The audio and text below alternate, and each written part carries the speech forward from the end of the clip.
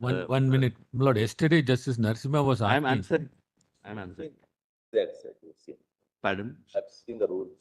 Yes, it is there, my lord. Second, Lord, there is always a declaration made by the governor in either of the four contingencies. Whatever. I withhold. According to you, 4, according to them, 3. Correct. Subject to your lordship deciding it, but there is a declaration. My lord, I could lay my hands on one, my lord, such declaration. I'll just, my lord, place it for your lordship's consideration, because of paucity of time, other governors, my lord, I could not reach. But governor of Manipur, my lord, has sent me, because there was one bill which was withheld. Same, nothing turns on that, but there was no political difference, my lord, between the center and the state, but there was, my lord, this bill. Your lordships need not read the bill, it's not relevant. Manipur agricultural produce and livestock I'm sorry.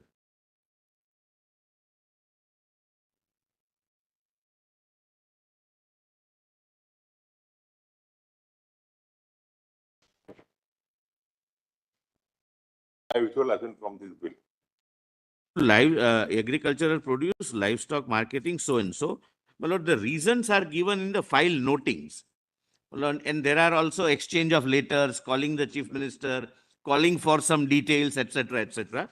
But ultimately, my lord, then governor says, I withhold assent from this bill. So there is a declaration, my lord, just to answer your lordship's question, my lord. Second, my lord, I'm told that so far as the number of the act is concerned, if it is I'm sorry, my lord, Lok Sabha Rule 132. I'll just read, my lord, and then I'll take my written submissions further. The debate on such a motion shall be confined to consideration of matters referred to in the message of the President or to any suggestion relevant to the subject matter of amendments recommended by the President. So, Ravi also talks a little bit. yes, my lord, we could find out, my lord, some legislative, but the position is virtually same, my lord. Far ahead of us. Yes. We as lawyers seem to think that, No, your lordships are far ahead. Your lordships have. I'm saying the assembly is. No, my lord, constitutional framers were far ahead of us. Definitely. But they could foresight, my lord, their foresight was, my lord, salutary. Yes, my lord, my learned friend, my lord, Mr. Maninder Singh wants me to say, and very rightly, that the language itself says, provided further that governor shall not so and so, in his opinion, it would reconsider the bill accordingly. So that accordingly restricts the scope of discussion. You cannot start a new discussion. It would be only confined to the message, potential amendment, etc. Now, my lord, if your lordships can take, my lord, my written submissions, and my lord, between the two of us, we'll try and we will conclude, my lord, before 1 o'clock, my lord. Try and conclude was a wrong expression, lord, loosely used. We'll be grateful to you. Pardon, my lord? We'll be grateful. No, there is no point, my lord, in boring, my lord. At some stage, the courts are also saturated, my lord. We feel that we still want to bring our case home, despite knowing that rightly or wrongly, our submission has reached there, my lord, whether it's in my favor or against him. Lord, please come to page 767. This is a new point, my lord, I'm beginning with. The point is, my lord, other side, the learned counsels, my lord, relied upon Article 213 to substantiate their interpretation.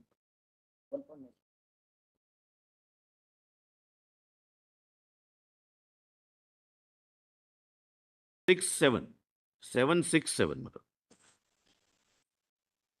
Para 49.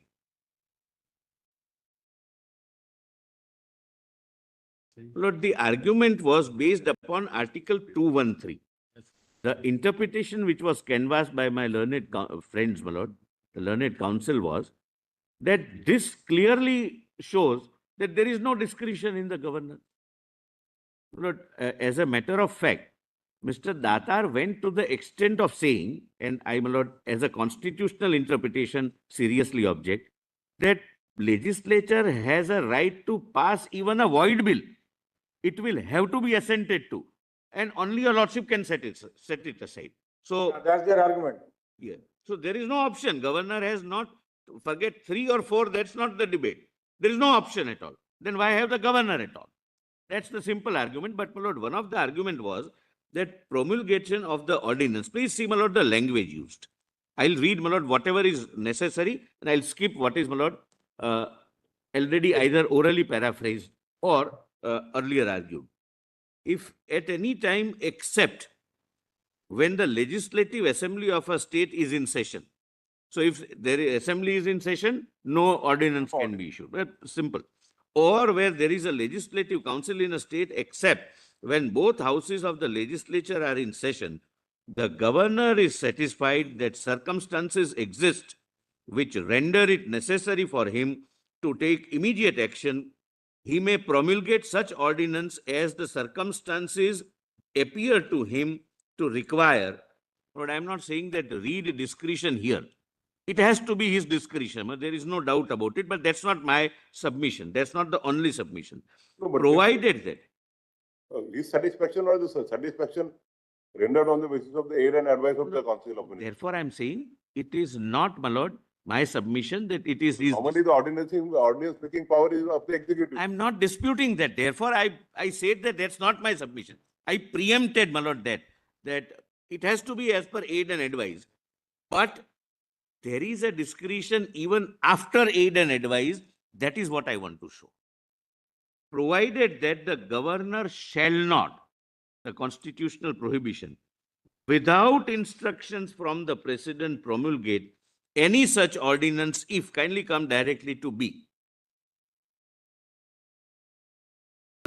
Please read A first, my lord, so that it can be read in context.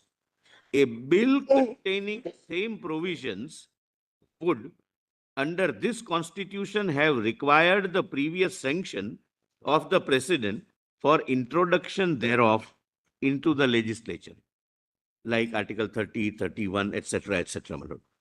B is very relevant, my lords. He would have deemed it necessary to reserve a bill containing the same provisions for the consideration of the president.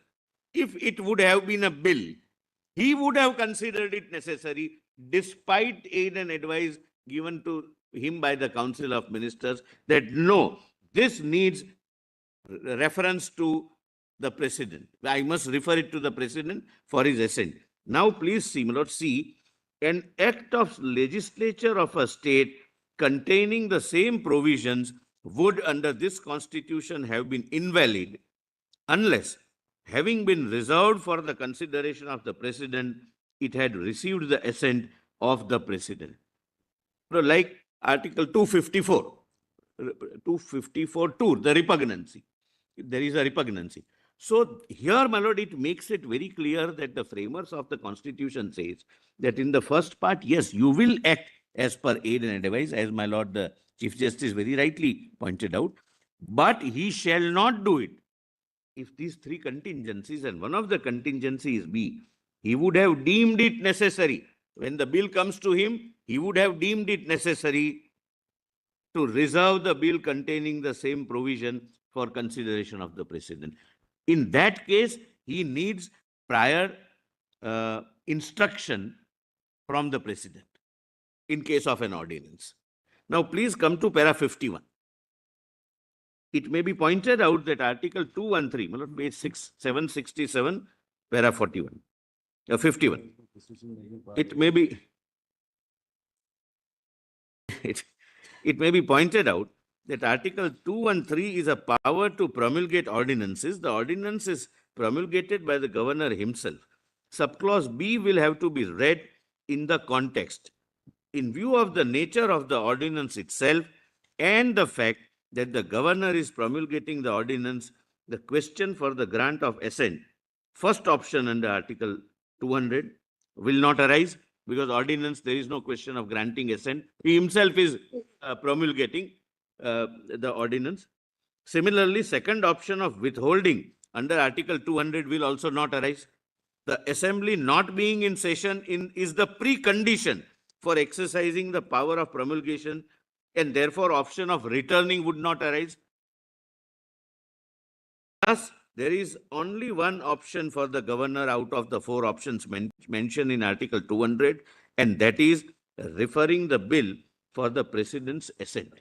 Now, my lord, this provision came in for consideration before a 7-judge bench of this honorable court, my lord, which was not cited till date, my lord, because this Article 213 argument came, my lord, orally in the and in written submissions also in the reply. Therefore, I am, my lord, respectfully urging the counter. I'm not in rejoinder. This is how the central government interprets the constitution. Please come to, my lord, Krishna Kumar 768.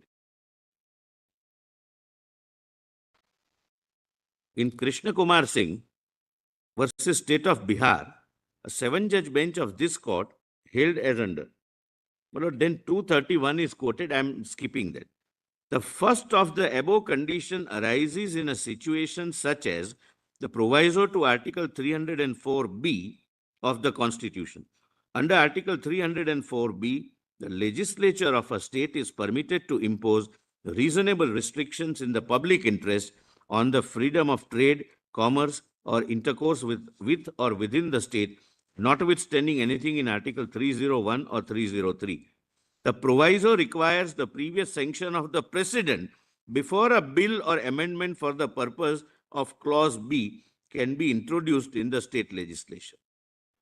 An illustration of second requirement, that is point 2 above, my lord, point 2 where B, my lord, is provided by Article 200 of the Constitution, under which the governor is required to reserve for consideration of the President any bill which, in his opinion, would, if it were to become a law, derogate from the powers of the High Court so as to endanger the position which it is designed to fulfill by the Constitution.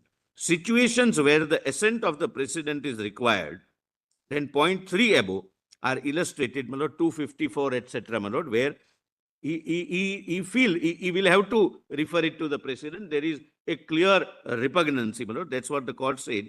Illustrated by Article 254, where a law made by the state legislature on a matter enumerated in the concurrent list of the 7th schedule is repugnant to a law made by Parliament, the state law will prevail only if and to the extent to which it has received the assent of the President. These three situations make it abundantly clear that while exercising the power to promulgate an ordinance, the governor is not liberated from the limitations to which the lawmaking power of the state legislature is subject. So, my lord, as a matter of fact, Article 213 aids my interpretation that despite there being contrary aid and advice, the governor has the room for discretion. So that's the respectful submission supported by, my lord, a 7-judge bench judgment, my lord. And I have, my lord, now given the contingencies for such reservation over and above the express clauses under the Constitution cannot be illustrated exhaustively, but may depend on the following factors. My lord, please pause here for a minute. My lord, I have cited in my initial respectful submissions and even during these submissions that there are judgments which says that irrespective of constitutional provisions, there are discretions available, calling the minister, calling someone to form the ministry, etc., etc. Lord, in none of those cases, in all those cases, the Supreme Court was very clear that these are only illustrative and not exhaustive.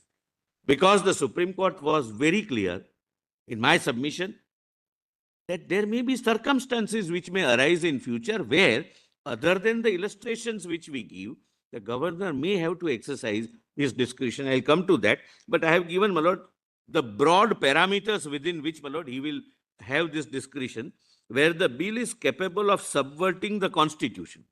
Nobody can dispute this, my lord. Where the bill is undermining the Constitution. Where the bill erodes the principles of democracy. Where the bill is of such a character that it has a national implication. My lord, therefore, my lord, I have given an example of Punjab water dispute. My lord, 4 states involved, Punjab, Haryana, Rajasthan, Delhi. There was an international treaty with Pakistan. And one assembly said that we revoke the agreement entered into. And, my lord, now we are faced with an argument that you have no option. Even a void bill, you will have to grant assent to. This court granted stay of that. Yes, obviously, my lord. But, my lord, that would not take away the power of the governor. My lord, kindly, my lord, appreciate. Your lordships are right. Your lordships stayed it. But that would not have taken away the power of the governor also to withhold. That you can't do this. This affects the federal structure. 4 states are affected. The center is affected because there is an international treaty in place. My lord, then, my lord, second submission, my lord, which I have made, but I wish, my lord, some of the judgments to be, only relevant parts to be shown.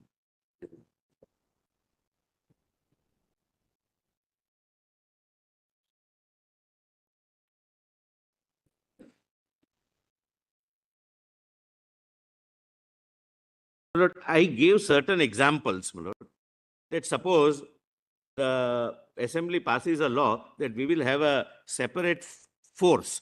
They may not term it as an army. That would protect the borders of my state, for example. Or a person belonging to a particular community will not be permitted to have any trade and business. These are extreme examples. Now, my lord, this section of my written submission deals with, then in past also, Supreme Court has dealt with extreme examples while interpreting Constitution of India.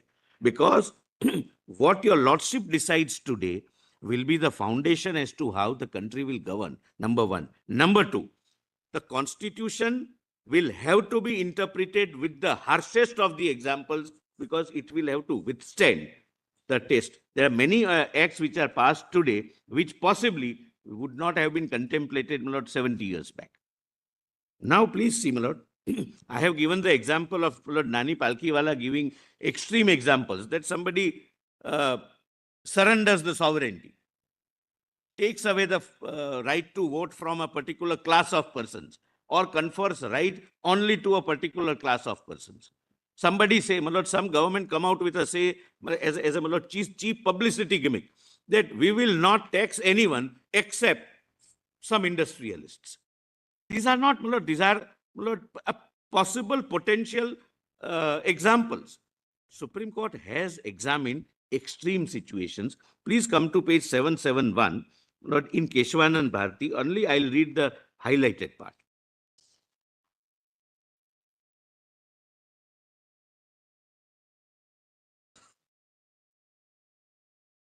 Lord, if this is so, Lord, please see the extreme examples which are tested.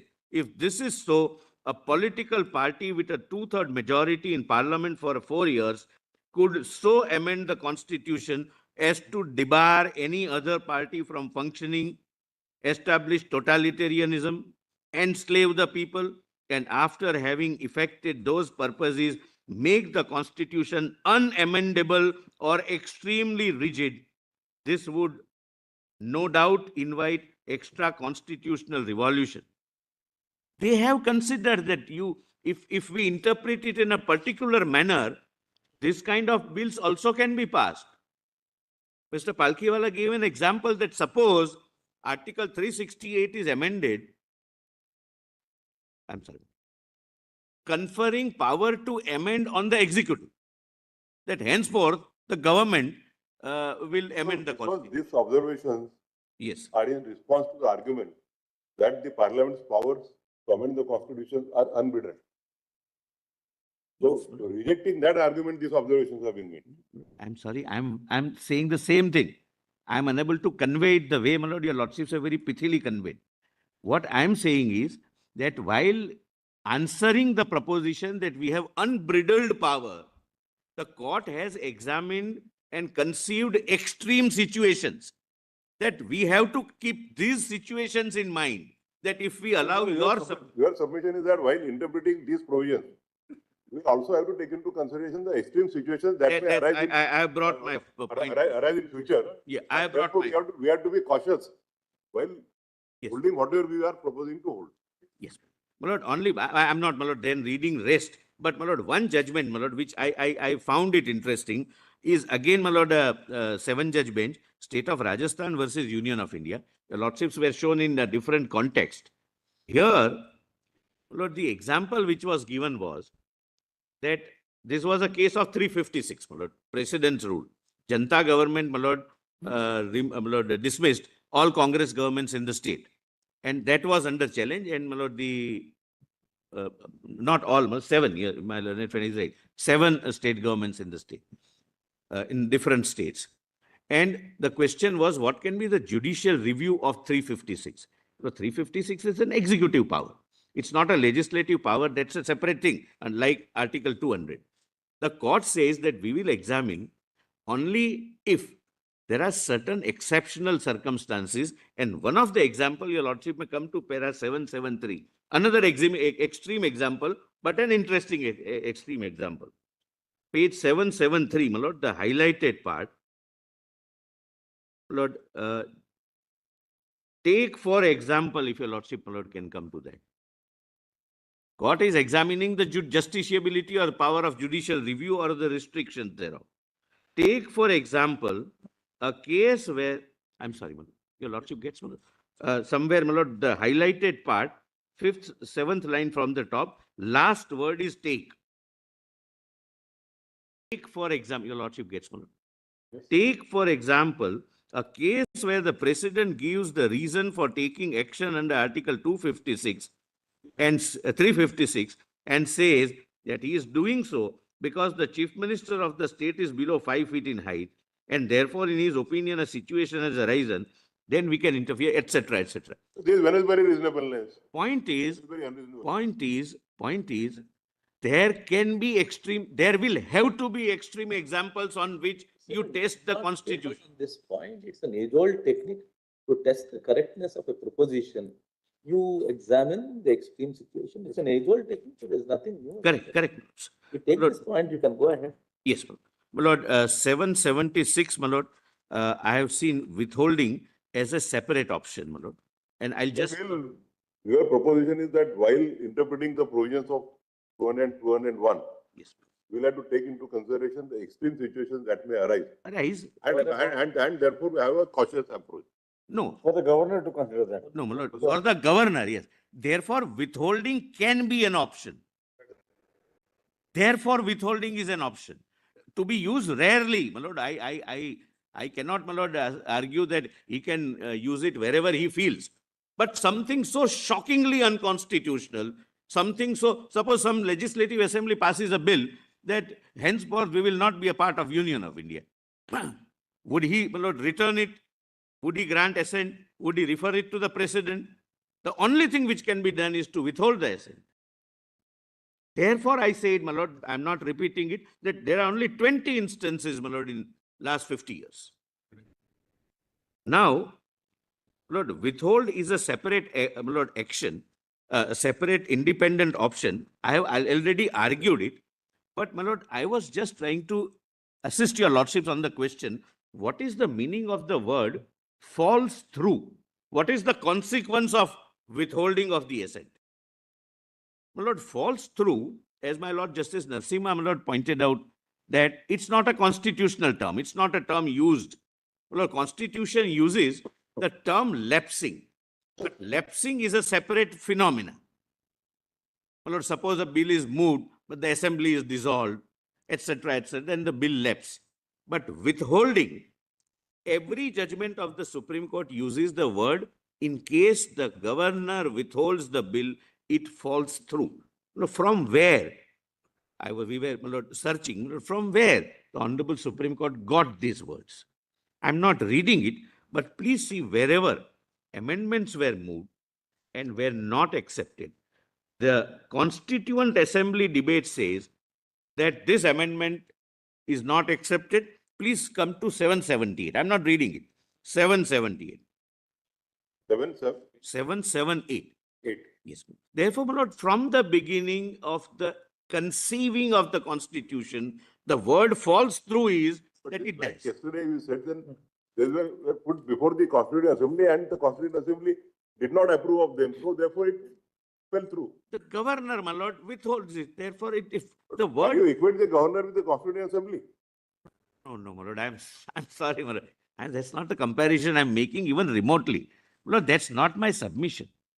My lord, my submission, I'm sorry, my lord, there is some limitation. I'm unable to communicate properly. My submission is where the word falls through. The origin of false through. Comes from. The origin of false through. The origin of false through. Origin of falls through, Is falls through, constitutionally dependent. falls through means dies. Amendment not accepted, it dies.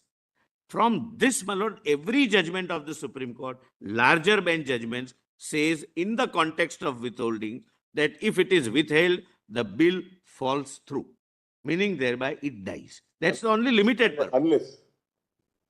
My lord, that I have already, my lord, I don't wish, Procedural my lord, proviso is followed. re-repeat it, my lord, I have already, my lord, argued that, my lord, then the chart is given. Unless, my lord, I don't think, my lord, I'll take that, my lord, further. Unless my lordship permit me, my lords. My learned friend gave this sheet to your lordships, Yes. which is said withheld. So it falls through, but it was passed. Yeah? This very bill was passed. Governor's assent was given. According to my learned. After sending it back to Yes, the. yes, his government has given. According to him, the moment he withholds intent, it falls through, contrary to the own action. No, my lord, I This do was not know passed, from note where the he date, gets it. Assent given on 26 to 21. It became an act 15 of 2021. Anyway, I'm sorry to interrupt. My lord, this is a reference made by the President of India. It is not necessary that one party will only appoint the governors. The argument from the other side is that perennially we will never have our governors. Let's not, my lord, go into that. My lord, here I'm not going into this question. My lord, here what happened was, let me tell you. The Constituent Assembly was considering the provision of governors, the expectation that the framers of the Constitution had was that it would be an existence in harmony. Correct. Normally, while appointing the governors, the provincial governments would be taken on board. That was the Lords, expectation that my time. lords, the system has functioned with harmony. This has a recently started phenomena with Delhi government. Something happens 32, something happens 32. Otherwise, my lord, there are several governments, my lord, communist government, Congress government, Congress in center, BJP government in state. Did your lordships get 32 petitions? They were being taken care of. And what my learned friend is, my lord, possibly assisted wrongly is this bill was withheld and therefore it fell through. Thereafter, in 2021, some new bill was introduced. This very bill, don't. It cannot be this bill, my lord, after follow. Lord, Sibbal Sahab, Take it up. don't take instructions from unreliable sources. You can place that I will place it. on record. Yes. But my lord, that again, this is only to answer. Only to examine whether after withholding, the governor again sent it to the legislature. The legislature No. again passed the bill, and thereafter the No, it cannot. Lord, therefore, my only purpose of showing this is that Lord, may I say this, Lord? Your Lordship permits. he's Tamil obsessed Nadu- with Tamil Tamil Nadu's Nadu. I case, understand, my lord. 10 bills, my lord, were sent as withheld. Again, my lord, it was reconsidered and sent. And that is how, my lord, the court said, second time when it is We reconsidered. are not going on the facts. Mr. Wilson, why are you unnecessarily? We know that I'm giving example. for you it's a important matter, but that doesn't mean that. I'm giving example, my lord. Lord, what happened was, As per the practice book, at least I have seen for a couple of years, while withholding, also invariably the governor gives a reason. they do, yes. And sometimes it is in writing, Yeah, no, mostly in writing. Yes, your lordships are right. for informal or formal, the reasons are communicated. And there is an end. And after the communication of those reasons, there is nothing which preclude the legislature To pass a to fresh. reintroduce, reconsider Exactly. a bill where certain modifications may or may not. Correct, my lord, correct. Certain. I bow down, my lord. That's all I am saying. The file, my lord, which culminates into this declaration contains correspondence, reasons, calling for some explanation, some details, meetings between the chief minister and the governor. Lord, this adversarial approach had never been taken. Since 50 years, we have the example. Now, my lord, page 780, my lord, I have given the authorities on plain meaning, etc. My lord, I am not troubling your lordships. Page But 7, 780, my lord, 780. 80 you said. Yes, my lord, that the interpretation has to be plain textual meaning and not, my lord, anything else, my lord. But I am not reading them, my lord. They are settled propositions. I have cited judgments, my lord, which were relevant. My lord, most of them are constitution bench judgments, and only one paragraph, my lord, your lordships can permit me to read. My lord, Jayshree Lakshman Rao Patil, my lord, that reservation matter, page 781. So it's a basic proposition, but very well articulated. I'm not reading it because otherwise I'll have to cross my time limit. But just see the highlighted part. The first and primary rule of construction is that the intention of the legislature must be found in the words used in the legislature itself. there can't be any dispute with regard to Therefore, the my lord, I didn't read, my lord. I'm not reading that. golden rule of interpretation. Yes. Now come to 785. My lord, kindly treat them as read. That's all. I am citing it. 785. That allowance, you must give it to at least all five of us. No. That we know the basic rules of interpretation. The very fact that I did not read and said that I am not reading because your lordships are aware, I started with that, my lords. 785 is a very important, my lord, point, which was raised by my learned senior Mr. Gopal Subramaniam. Discretion, aid and advice, and the necessary implication. My lord, allow me, my lord, to spend, my lord, 10-15 minutes on this point. My lord, his argument was that the discretion is only, kindly, my lord, discretion is only provided when it is so provided either by or under the Constitution.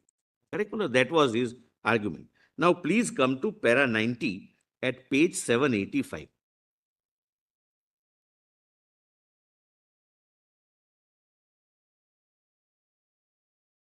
My lord, so therefore, my lord, the argument was that wherever either by or under discretion is not conferred, discretion does not exist. Correct? My lord, that was the submission. And very well articulated, my lords. My lord, para 90. The Constitution confers certain discretionary powers expressly. Certain discretionary powers are read as implied either because of the nature of the power, the subject matter of the decisions, or the functionary exercising the power. Article 200 is an example of certain implied discretions when the fact situation under which the government is supposed to act, governor is supposed to act, so requires. Even under Article 163, there can be implied discretion not to be guided by aid and advice. This is for the reason that sometimes exercise of power under aid and advice defeats the power itself. Take example of MP, Special Police Establishment Act. Suppose the Chief Minister is facing allegation and there is a question of sanction. 197 section or section 17 PC Act or 19 PC Act. He would still, my lord, I am saying, my lord, as a constitutional principles, I am not taking an extreme one-side view. He would still require, my lord, the aid and advice of the Council of Ministers. But he can still say that, no, this is clearly a biased advice. I am not bound by it. The council may say that don't grant sanction. And none of these provisions, my lord, the distinction was sought to be drawn that they are statutory provisions. No, the provision for which under which sanction is required, PC Act or Bharatiya Nyaya Sanhita, may be statutory, but his power which he is exercising is under Constitution. Because he is the appointing authority under the Constitution, he decides whether to grant sanction or not. There is nowhere which is mentioned that this would be done in his discretion, but that is by very nature of the power an implied discretionary power. Look, kindly read it further. It is submitted that, for example, of under the Constitution, by the Constitution there is no dispute, under the Constitution, discretion is evident in the following. The power to summon assembly does not use the word in his discretion. However, it is recognized that in certain situations, the said power can be exercised in his discretion.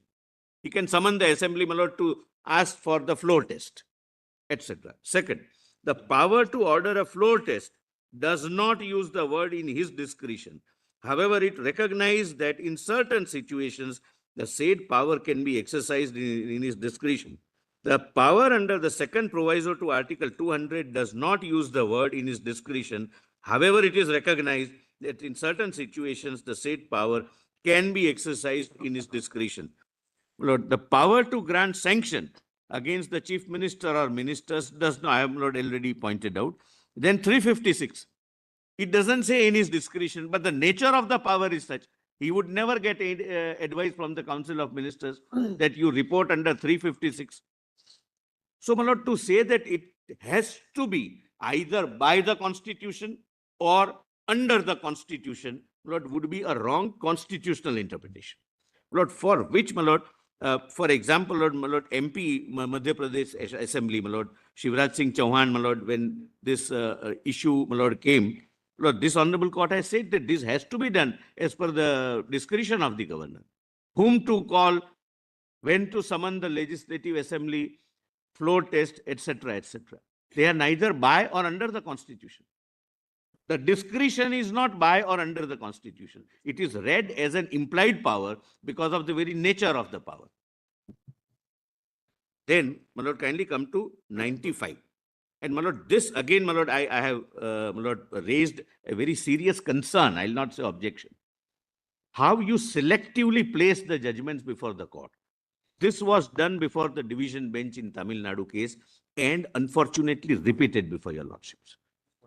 Despite my pointing out that two paras are not read before the division bench and therefore the division two-judge bench. That's nothing new in the Supreme Court. Pardon? That's nothing new in the Supreme Court. Their lordships. Not only paras, but even the sentences are selectively read here. Some words are not read. That's anyway, my lord, please see Nabam Rabia. Para 95. My lord, kindly allow me to read 95. It is submitted that it is startling that few states opposing the reference place considerable reliance on the judgment in Nabam and read numerous paragraphs of the said judgment and specifically place reliance on paragraph 147, 148, 149, 153, 154 and 155 in order to advance the argument that the governor does not have discretion while dealing with matters concerning Article 200. The said portions of the judgment were also relied upon in order to interpret Article 163, subclause 2. The reliance of the other side on the above stated paragraphs in the judgment in Nabam Rabia and the conclusions drawn therefrom is A, wholly incomplete, and B, a clear attempt to mislead this honorable court. While the above stated paragraphs of the judgment state that there is a limited area in which the governor can exercise discretion, the said judgment itself, while making the said observations from para 147 to 155, specifically at para 151 and 152 notes that as far as Article 200 is concerned, specific reference of 200, the governor can exercise the said power in his discretion. There was a similar incomplete reading before the two-judge bench in Tamil Nadu case by the petitioner. At paragraph 301 in Tamil Nadu judgment, the Honorable Court was led to commit the mistake by skipping or omitting the most relevant paragraphs in the same context. The state government is supposed to be a virtuous litigant and should avoid skipping or omitting the most relevant parts. Lord, please see 155(3).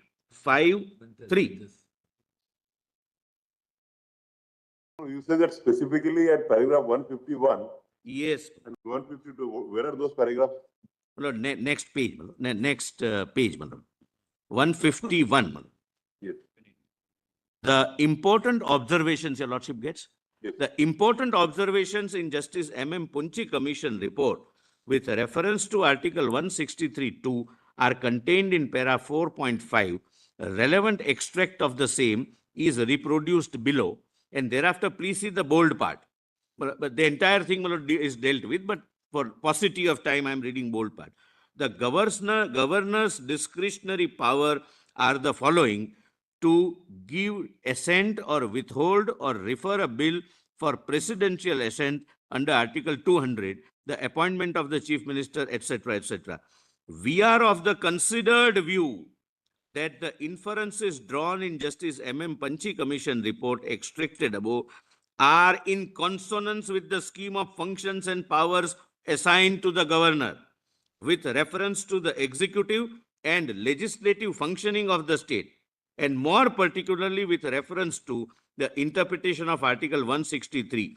We endorse and adopt the same as a correct expression of the constitutional interpretation. My lord, if your lordship would, my lord, kindly note, I don't wish to read.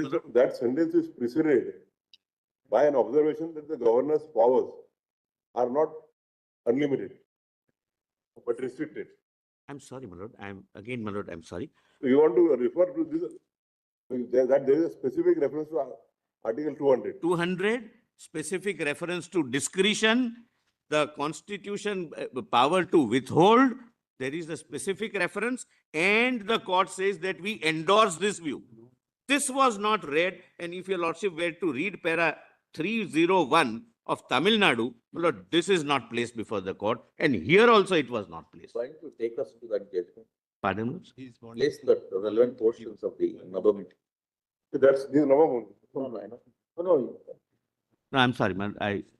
Navam Rebia doesn't say No, there's a power to withhold. Navam Rebia does not say that there's a power to withhold. Navam Please, Rebia is not dealing with 200. Please, sir, why are you Say agitated? that. I'm Don't say making Navam a Rebia says there's a power to constitutional withhold. interpretation. You are unnecessarily. You are saying Navam Rebia says there's a power to withhold. No, I Navam Lord, Rebia I'll not does enter not say into that. this tutu meme. You are doing. Make statements I'm like making, my lord, a constitutional interpretation. My lord, it may not be suitable to their Not interpretation, my lord. You made a May not statement suit. which is wrong. 1, 2, 4. Anyway, my lord, I'm not. Anyway, Mr. Solicitor, the entire judgments are on record. Your lordships may. All the judgments are. And Your lordships, when I came here in 2019, it was difficult to cope up with the speed of the lawyers. From first line of the judgment, they would read to the 10th line, from 10th line to 20th line. Then we had to read the judgments, entire judgments at home. So this is nothing new here. It's a, By now we are well used we to are it. very well used Earlier to. method was that the poor was appearing for the appellant will take the court to judgment This one after out. judgment after judgment. With an exception of the. I read it. Read this paragraph also. So you have read entirety of judgments and then moved on till the other side. Nowadays, only court your said, lordship, correct. court said. With, But both in sides. this case, I read it, With- saying with that an it was not read before the. With an exception of System Justice that you have Narasimha, followed. all four of us must have found it very difficult in the beginning My lord, to adapt to the 5 of us. practices here. My lord, your lordships can say on this side, My we also. brother, Justice Tandurkar must be yet, He's still groping. My lord, I have also come to this. from first line to, somebody would go directly to the 10th line of the judgment, from 10th line to 15th, from 15th And to I think 20th, practice- and we are lost. Practice in all the high courts is first the paragraph containing the facts Exactly. will always be read. So as to understand the Understand in context, what context the observations are made. Yeah. only to understand the But my context. lord, just my lord, When- be clear on my part, when I started with this matter, my lord, I did. We are not on Yes, individuals. We are your not lordships individual. are. Practice, Only practice. Well, let us leave it at that. Let us leave it at that. Now, my lord, next question. At least your next generation, we should make them clear that they should not adopt this technique of reading. Yes, Maybe because of time. your lordships are absolutely right. Absolutely right. Go back to the system. And multiple will. But in Samsher Singh, there was another, my lord, thing. Justice Krishna Iyer's judgment was read as concurring judgment. I must say, Justice Krishna Iyer does say it's a concurring judgment. But it is partly a dissenting judgment or a minority judgment.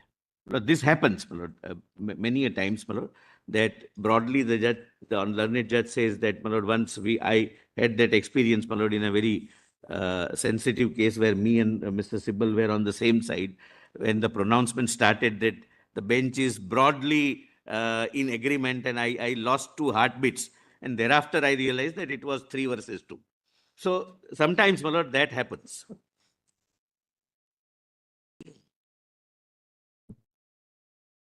Lord, please see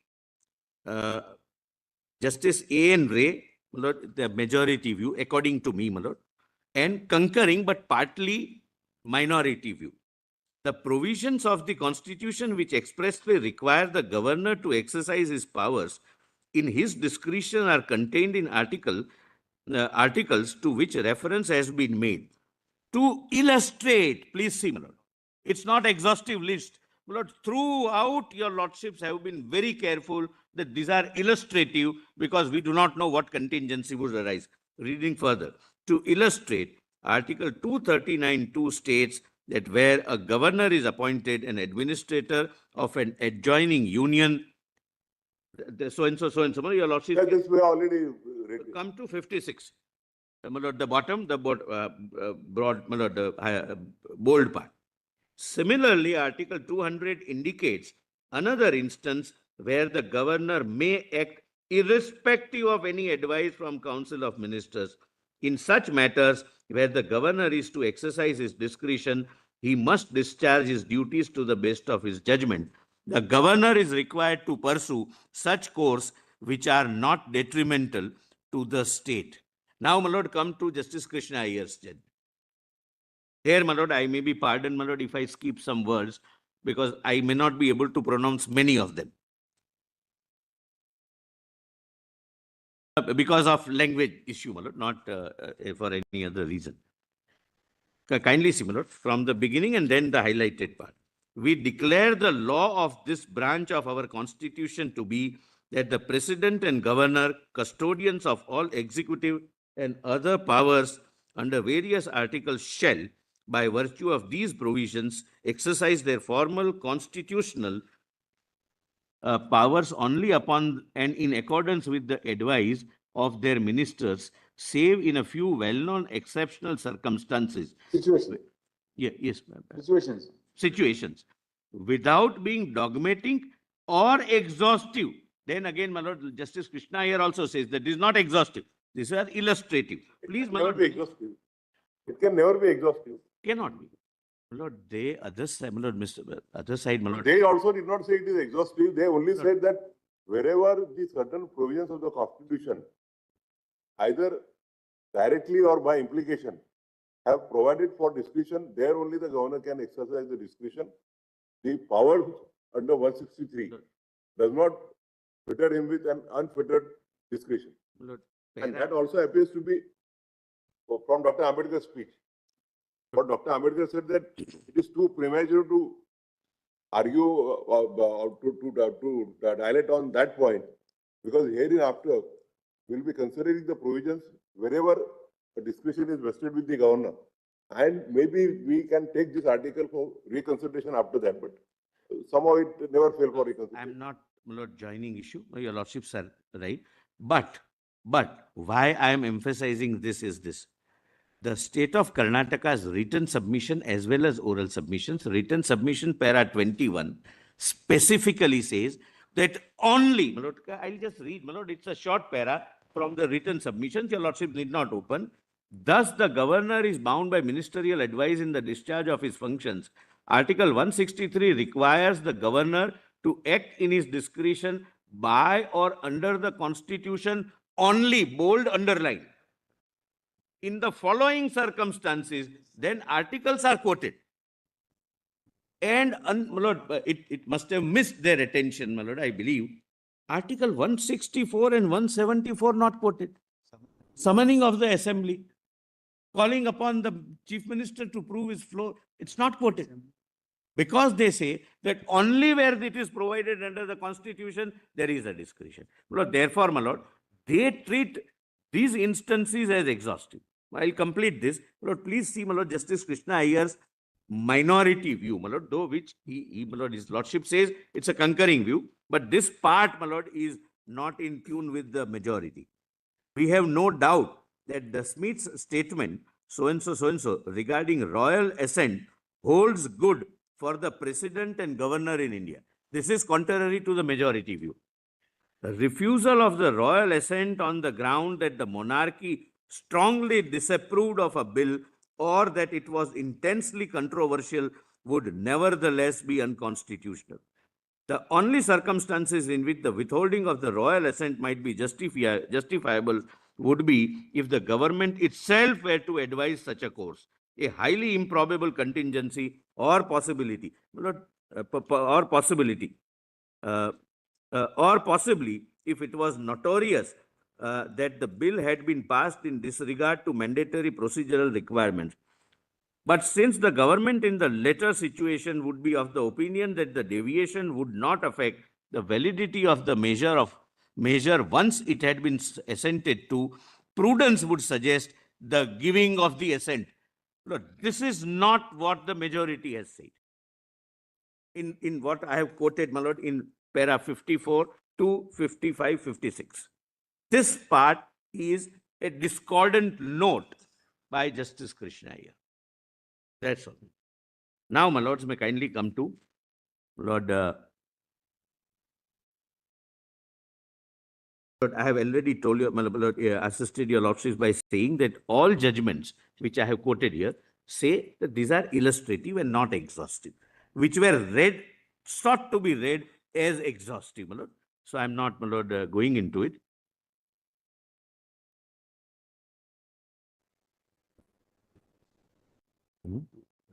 Lord, now I come to, my lord, my second last point, my lord.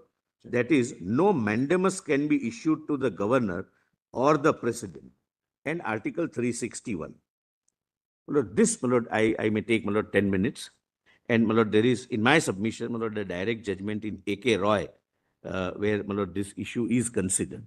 The question is, my lord, there are three categories of cases your lordships are dealing with when the governor's power is concerned. The first is purely executive power, namely the power under Article 356, etc., the power to grant pardon. That is, my lord, first case where your lordships have said that we have the power of judicial review. My lord, please don't treat this as an argument of arrogance that you cannot go into it. It's an interpretation that this aspect is non-justiciable. That's as a constitutional proposition. Your lordships have said that even in cases of 356 or in Shatrughan Chauhan, your lordships have said the power to grant pardon within a particular time limit, etc. The judicial review is read, though very restrictively. Second category is, my lord, category like Article 200 and 201, which is legislative in nature, my lord, which I have already pointed out. Now, please come to, my lord, page 793. Para 112A. The issue of justiciability of precedents and the governor's exercise of functions under Article 201 and 200 respectively must receive a nuanced interpretation and must not be conflated with usual principles of judicial review. The question of denial of assent to a bill or the action of the governor to refer the bill to the president is not akin to or comparable to the exercise of his executive powers, such as pardon or imposition of precedence rule. Apart from being qualitatively different in terms of the functions, the following factors need to be considered. The suggested exercise of judicial review in case of Article 200 and 201, unlike other instances, involves three steps. Prescription of a timeline. 2. Quashing of a decision of the governor to withhold assent or quashing of a decision to refer the bill to the president. Quashing the decision of the governor to resort to first proviso instead of choosing either of the three options in the main part. And 4. A direction to withdraw the reference made to the president or returning a bill. My lord, these are the four possible contingencies your lordship will have to resort to if your lordships were to exercise the power of judicial review and make this decision making justiciable. My lord, 113. In none of the cases involving the exercise of power by the president and the governor has this court ever imposed a one-size-fits-all time frame, dehorsed the nature of the action and its complexity. Each case turns on its own peculiar facts. Now, please, my lord, read, and this is very, very important judgment, not cited by my lord, anyone so far, on justiciability. Lord, this is A.K. Roy versus Union of India. It's a constitution bench judgment. We may now take up for consideration the question which was put in the forefront by Dr. Ghatate, namely that since the central government has failed to exercise its power within a reasonable time, we should issue a Mandamus calling upon it to discharge its duty without any further delay. My lord, kindly pause here for a minute. I'll just give the brief background. My lord, Justice Suryakant, my lord, was right, my lord, that fact situation will have to be given. In case of Article 200, the legislative process commences from introduction of the bill and ends with Article 200. It's a part of legislature. This was a case where a bill became an act, but the government did not notify it because it becomes effective only when the central government, There are many acts which will come into effect from the date on. from the date of it is notified. Official notification in the Notification. official. And government was not, my lord, doing that, government of the day. And therefore, my lord, a writ was filed that direct the government to notify the act, meaning thereby to bring the law in force. Grant of assent also brings the law in force. This also brings the law in force. And therefore, my lord, I am reading this judgment. Our decision on this question should not be construed as putting a seal of approval on the delay caused by the central government in bringing the provisions of Section 3 of the 44th Amendment Act into force. I'm sorry, not even law. Even the constitutional amendment was not brought into force. Article 22. I am thankful to my learned. That amendment received the assent of the President on April 30, 1979, and more than 2.5 years have already gone by without the central government issuing a notification for bringing Section 3 of the Act into force. But we find ourselves unable to intervene in a matter of this nature by issuing a Mandamus to the central government obligating it to bring the provisions of Section 3 into force, even to the government. In my respectful submission, the threshold in case of the Honorable President and the Honorable Governor would be high. But then the next sentence is more important. I'm reading. I would not skip anything. The Parliament has left to the unfettered judgment of the central government the question as regards the time for bringing the provisions of the 44th Amendment into force. It is not for the court to compel the government to do that, which, according to the mandate of the Parliament, lies in its discretion to do when it considers it opportune to do. The executive is responsible to the Parliament, and if the Parliament considers that the executive has betrayed its trust by not bringing any provision of the amendment into force, it can censure the executive. It would be quite anomalous that the inaction of the executive should have the approval of the Parliament, and yet we should show our disapproval of it by issuing a Mandamus. The court's power of judicial review in such cases has to be capable of being exercised both, please mark this, positively and negatively. And I'll say, my lord, why I'm requesting your lordships to mark this. If needed, it has that power positively by issuing a Mandamus calling upon the government to act, and negatively by inhibiting it from acting. If you have the power, you have power of both positive as well as negative.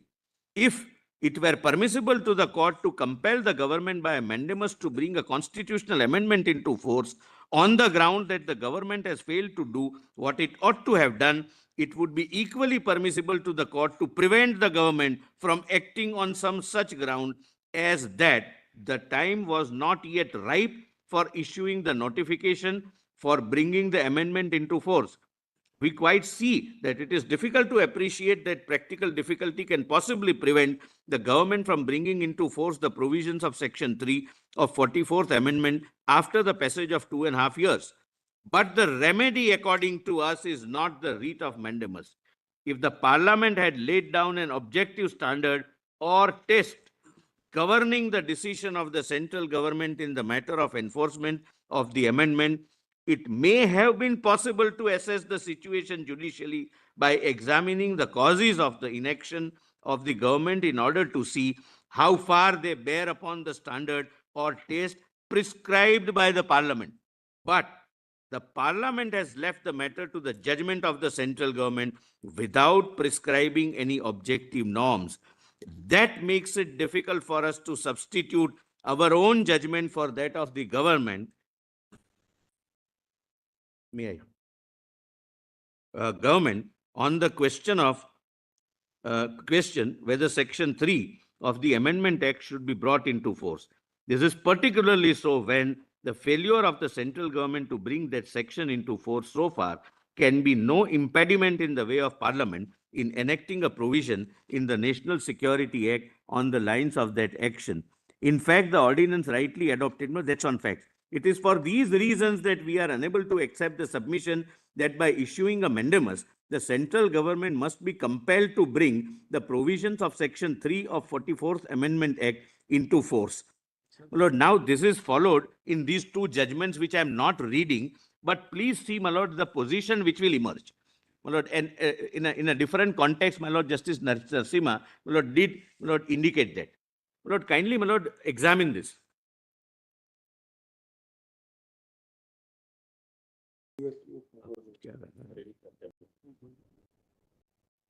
I'm saying it, but what it means now.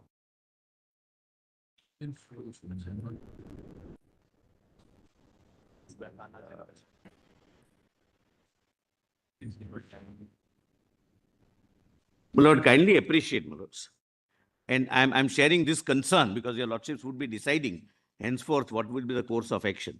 My Lord, the five-judge bench says that the power includes positive as well as negative. Negative. No. Do something. No, the court rejects the prayer on the ground that if we hold that, we have a positive power. Then we also have a negative power to withhold the central government from enforcing No. the legislature. No, my Lord. No, I'm sorry, my Lord. Yes. Court says that if we have the positive power to direct them, we also have, if we have negative power This to has prevent. This has been observed while rejecting the prayer for issuance of mandamus. Exactly, that's what, my Lord, I think, my Lord, I'm saying the same thing. I am unable to, my Lord, articulate the way your Lordship, my Lords, are doing it. I'm saying the same thing, that if I have the, And if the judgment goes on further to say that if the Parliament had prescribed some objective criteria, that like on happening of such and such thing, the executive may enforce the act, then maybe we would have been justified. Such and such circumstances exist and therefore the Parliament should now. I bow down, that's my submission. But since the Parliament has left to the exclusive discretion of the executive We cannot die. as to when an act Your will be Lordship, enforced sir, or right, not. my Lord, I am respectfully submitting that only. Now, my Lord, visualize the situation. My Lord, the judgment of this court, my Lord, in Tamil Nadu says that if the president doesn't decide within 3 months or the governor doesn't decide within 1 month, you come to us. Correct, my Lords? Now, state comes before your Lordships. The prayer would be direct him to grant an assent. The question is, can that be done, my Lord? Can a writ of mandamus be issued to either the Honorable President or the Governor to grant an assent? But the problem doesn't stop there. My Lord, somebody moves an application or files a separate petition that no, prevent the Governor from granting an assent and refer it to the President because there are repugnancies. The two petitions will be listed before your Lordships. There can be, my Lord, some MLAs who will file a separate petition that no, prevent the Governor either to grant an assent or refer it to the President, but ask him to return it to the House because when the bill was passed, the Chief Minister was enjoying the majority confidence. Now we don't want that to happen. My Lord, would your Lordships be in a position to substitute what options the Governor would exercise? If your Lordships have the power of granting a positive mandamus that do something, your Lordships can also say that don't refer it. to the president. Don't return it to the House. Don't withhold it. So therefore, quite timate actions, my lord, are not permissible, and therefore, my lord, this exercise is non-justiciable. Lord, that is my respectful submission. Otherwise, my lord, your lordships, it's not the state government only which can come. Citizens can come. Member of legislative assemblies can come. And, my lord, as it is, my lord, happening, The qualitative difference between the two situations. Hmm. There only the executive have the power to notify when an act comes into force. This situation, there is a question prior to that, that whether there is such a power with the therefore, governor. threshold will be more. The governor. It's has a such greater power of withholding. So it depends on that answer. Suppose we hold he has no such power, then Mandamus will not arise. Suppose we say that he has no such power, then obviously it's a different situation. No, correct, my lord. My limited point is, my lord, would it be possible for this honorable court, apart from being, would it be permissible to deal with such situations where there are 4 petitions raising 4 issues? One says grant assent, one says don't grant assent, one says direct him to refer it, one says direct him to return it. There is a difference in situation, Mr. President. Yes, my lord. Requesting the governor through a direction, through a writ of mandamus, that you please take a decision within your prerogative under Article 200 is something different. Asking the governor to take a decision in a particular manner is altogether different. The power to issue a writ of mandamus. Approved by the intervener. Your lordship's view is approved by the intervener. Why? that He both says sides yes, will correct. approve. Both sides might approve it. Or the 3 sides. So he said that he will, He is no side, my lord. he He is he said that intervener. he will be laying down a middle path. No, he didn't lay any path, my lord, but is not definitely middle. Anyway, my lord, let's not go into. The lordships are right. But, my lord, question would still be, and forget, my lord, this matter or reference, would one constitutional organ issue a mandamus to another coordinate constitutional organ when there is a discretion available, when there are 4 options, where there is no time limit prescribed by the constitution, though otherwise time limit is prescribed. Howsoever high, one be. Yes, my lord, that applies to all 3 organs. I bow down. So, as a custodian of the Lord, Constitution, Lord, I'll not go into that debate, my lord. That's not, my lord, very, this is not an occasion. we also have, we always say, I publicly say that I'm a strong believer in the doctrine of separation of powers. And though the judicial activism has to be there, it should not turn into judicial terrorism and Judicial adventurism, as your lordship say, my lord. at the Yes, same time, correct, my lord. if one wing of the democracy fails in discharging its duties, would the court, which is the custodian of the Constitution, My lord, be powerless and required to sit idle with Lord, folded I hands? have already made my submissions on that. I have also cited a judgment when a law, because let us be very clear, not only court, executive is also a custodian of fundamental rights of the citizens. The legislature is also a custodian of fundamental rights of citizens. Lord, everyone, all 3 organs.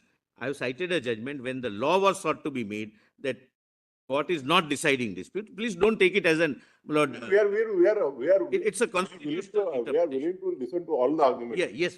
Yeah. So, my lord, That my we have no respect. power, we have no quarrel with that proposition. Yes, But then we are just. Lord, being- my respectful submission is, my lord, that issuing a mandamus with regard to a legislative discretionary function of a coordinate constitutional functionary would violate the theory of separation of powers. And in my submission, this separation of power is a part of basic structure. My lord, I leave it at that. My lord, now, my lord, I come to, my lord, page 808. my lord. What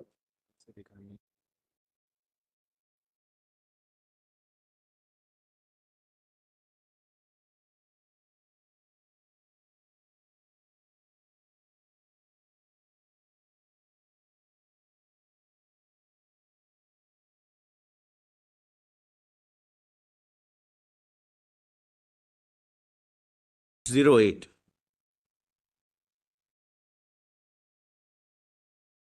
As soon as possible. I'm sorry. Pardon me, yes.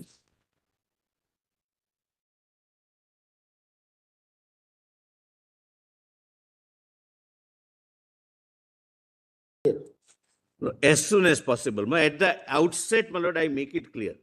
My constitutional interpretation, with whatever limited understanding I have, is that as soon as possible cannot mean endlessly. There is no doubt or dispute about it. For which, my lord, and your lordships very rightly, my lord, prevented me from giving the empirical data. But since last 50 years, assent of 90% plus bills are given in 1 month. Even in case of state of Tamil Nadu, except these few disputed bills, the assents are given, Lord, at least we have the data from 2005 within 1 month. It cannot be, Lord, that the governor has a power to sit over the bill endlessly. That's not my respectful submission. Lord, the purpose by which the Constitution uses the expression as soon as possible is, my lord, this. Lord, every bill has its own context-specific issues. Sometimes it might need, my lord, consultation and collaborative exercise with the executive. Sometimes, and my lord, your lordships may, with my lord's experience, longer experience both on this side and that side, would, my lord, also appreciate this, my lord. Sometimes, because of a popular public perception, despite knowing that this bill may ultimately harm the state, the legislature is required to pass it to calm down the situation. And there are instances, my lord, I don't want to go into the facts, where the executive requests the governor that we have passed it, but you please hold your hands till the matter is cooled down. Sometimes the governor himself may feel that this is something so drastic which is taken because of peculiar fact situation. If I wait for 2 months, maybe the situation might change and I'll be able to persuade the government to either withdraw or to make some suitable modifications. Look, there are a large number of such contingencies. And it is that, Lord, constitutional collaboration and consultative process which has worked successfully. Imposing 1 month and 3 months time limit would be self-destructing, apart from being not permissible under the Constitution. That leverage, that discretion shall have to be in the larger interest conferred. While saying that as soon as possible does not mean perennially sitting over the bill or sitting over it for 3 years or 4 years. There may be, my lord, good reasons to wait for 6 months. They are in discussion. Whatever, my lord, I don't want to multiply, my lord, the situations or exigencies. But there can be, my lord, a possibility that this straitjacket timeline, my lord, may not be a permissible, my lord, way of. And, my lord, there are several bills which, by its very nature, is required to be assented to on the next day. Why even 1 month or 3 months? So that is, therefore, my lord, the Constitution says as far as possible. As soon as, I'm sorry, not as far as possible, as soon as possible. It was a inadvertent error. As soon as possible. So while not taking, my lord, an extreme position that perennially sit over it, but I'm saying that it depends upon the fact situation, and please leave it to the constitutional wisdom of a coordinate constitutional functionary rather than binding him that you do it within 1 month, and if she doesn't do it, come to us. That may perhaps not be, my lord, the constitutionally correct course of action, my lord. And, my lord, I have given the judgment, my lord, they relied upon constitutional silence. That constitutional silence can be filled in. Lord, this is a conscious constitutional choice of words. Constitution is not silent. And even if it is silent,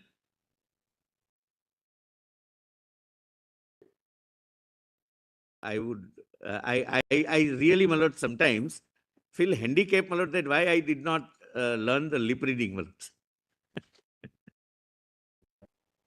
Sometimes we can only, my lord, apprehend or, my lord, anticipate what must be going on the lighter side. Nothing turns. We had a senior colleague at Bombay High Court.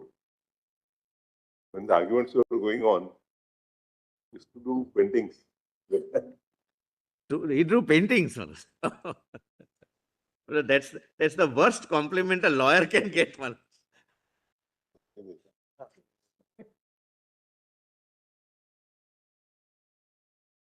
Compliment a lawyer can ever get. That Or a judge. or a judge. Your lordships are right. Now, my lord. He was into painting, carpentry, everything except Judging.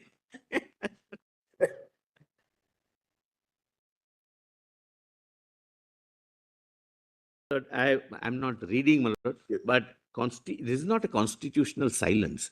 This is a conscious choice of words and a conscious call to leave it to the discretion. I'm not reading the judgment.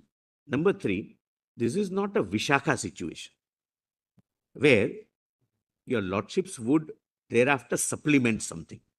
Even if there is a silence and silence is required to be cured or corrected, the remedy would be Article 368 for the Parliament to prescribe time limit with some manageable standards, with some condition or whatever, my lords. like we have done in Telangana. Yes. My lord, I have reservations about Telangana view and Punjab view. No. Telangana speaker's judgment. Yes. My lord, that was... We are held that it is for the Parliament to decide Yeah. whether the speaker should be. And another thing, my lord, he's a tribunal. My lord. Suppose some decision is to be taken, my lord, suppose the governor is also a vice chancellor or chancellor. He is supposed to take a decision within 2 months. Or no time period is prescribed. Your lordships can issue a direction because he is acting in his executive capacity, purely administrative capacity. My lord, therefore, my lord, wherever the Constitution has used some words or chosen not to use some words, it's a conscious constitutional choice.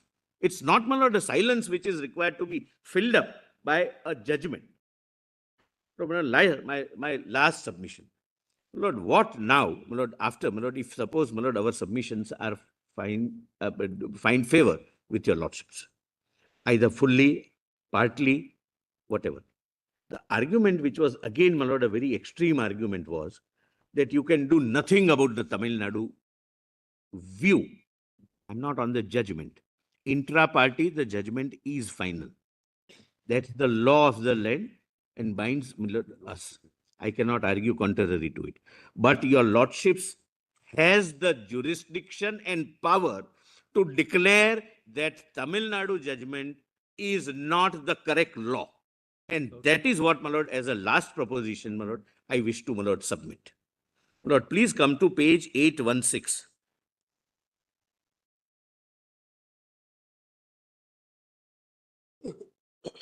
My lord, I read it, my lord, but there are 2 or 3 paragraphs and I would wish to, my lord, reread it, my lord. Main emphasis, my lord, your lordship said, 816. My lord, this is a 2G judgment, where your lordships would, my lord, remember, in the questions which were referred by the Honorable President, one of the question was whether this particular judgment of Justice so-and-so and so-and-so is a correct law.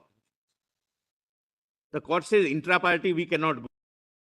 My lord, that background in mind. This is Para not part of 45. the reference, my lord, I don't want to object, but this is not part of the reference. This is nothing to do with the reference. Judgment is not even referred to in the Sahab, reference. you I'm please just- take instructions. Part of the reference, that's all.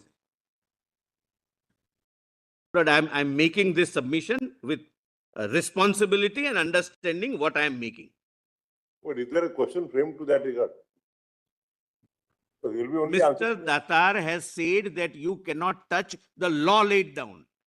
That is not a question which is for consideration before us. We will be only answering What are the questions that are referred to us? What What my, will be the consequence of our judgment? That's the Lord, what consequence. Mr. Sibal did was, That when We are he, just giving our opinion. That- only give me a minute. So that somebody else may decide what is the consequence of our judgment. But it's not, Lord, something, Lord, I'm saying it with a sense of responsibility. He rightly objected at the right time. Lord, when he could not raise these objections, my Lord, at the outset, when the preliminary hearing was going on, he said, look at this question, cannot be answered. Look at this question, cannot be answered, and re-raise preliminary objections. Mr. Datar specifically said, law laid down by Tamil Nadu judgment is the law of the land, and you cannot touch that law of the land, and I am entitled to respond to it, my Lord. Please allow me, my Lord, to read only 2 or 3 paragraphs of 2G judgment. The main emphasis of Mr. Sorabji was on the second part of para 85 of Kaveri judgment, which according to him prohibits this court from overruling a view expressed by it previously under Article 143(1). We are not persuaded to agree with the learned counsel. The paragraph has to be read carefully. Justice Sawant first considers the case of a decision of the court, whereas in the subsequent sentence, he considers a view of law expressed by the court and attempts to explain the difference between the approaches to these two situations. These words are sometimes used interchangeably, but not herein above. We believe that Justice Sawant consciously draws a difference between the two by using the word when further this court overrules the view of law after discussing the decision. My Lord, kindly turn the page over. 817 and bold part. After the exercise of those limited options, the parties concerned have absolutely no relief with regard to the dispute. It is considered settled for eternity in the eyes of law. Lord, between Karnataka, Tamil Nadu and Union of India, and governor, for those bills, it has attained finality. Please see this. However, what is not eternal and still malleable in the eyes of law is the opinion or view of law pronounced by the court of reaching the decision. Justice Sawant in so-and-so clarifies that unlike this court's appellate power, its power to overrule a previous precedent is an outcome of its inherent power. When he says, then, my Lord, it is quoted. This is a judgment in a reference while dealing with a contention that judgment and the view expressed So, cannot sorry. be touched. Whatever we hold may not be applicable to the Those bills, yes. But the law would be what we hold. Yes, Should be applicable it's hereafter. not just, my Lord, as said, it's only a report. Your lordships are not a reporting authority to the president.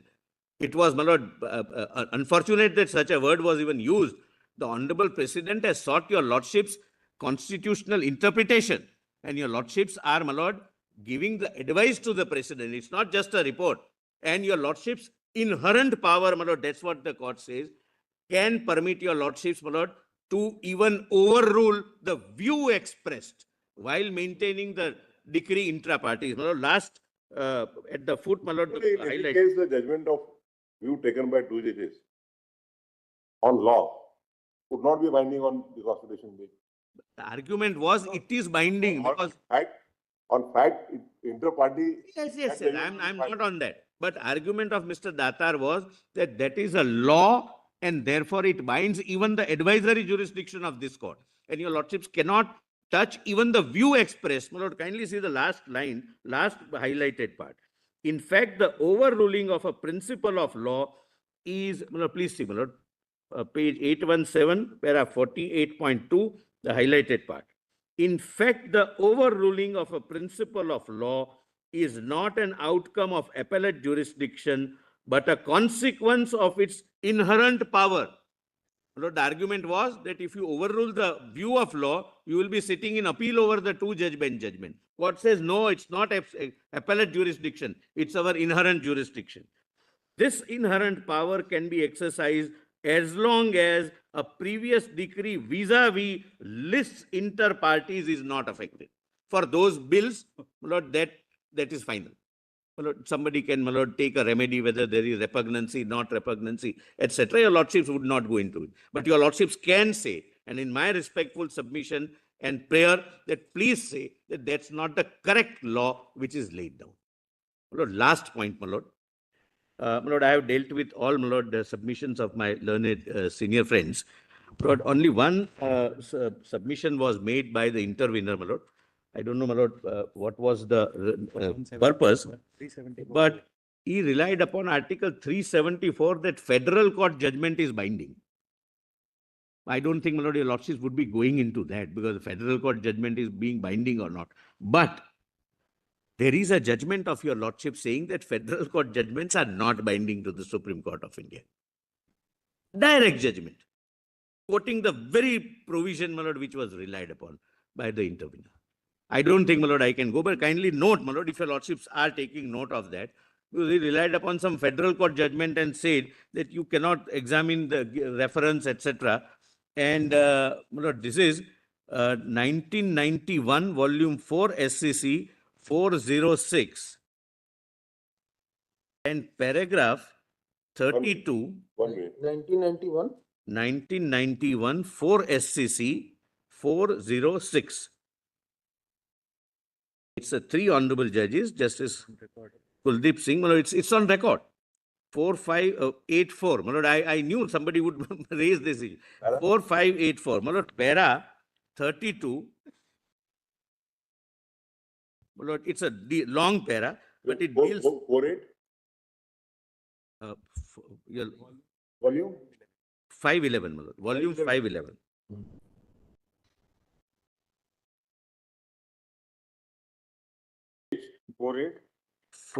I'm sorry. The relevant or it's 84.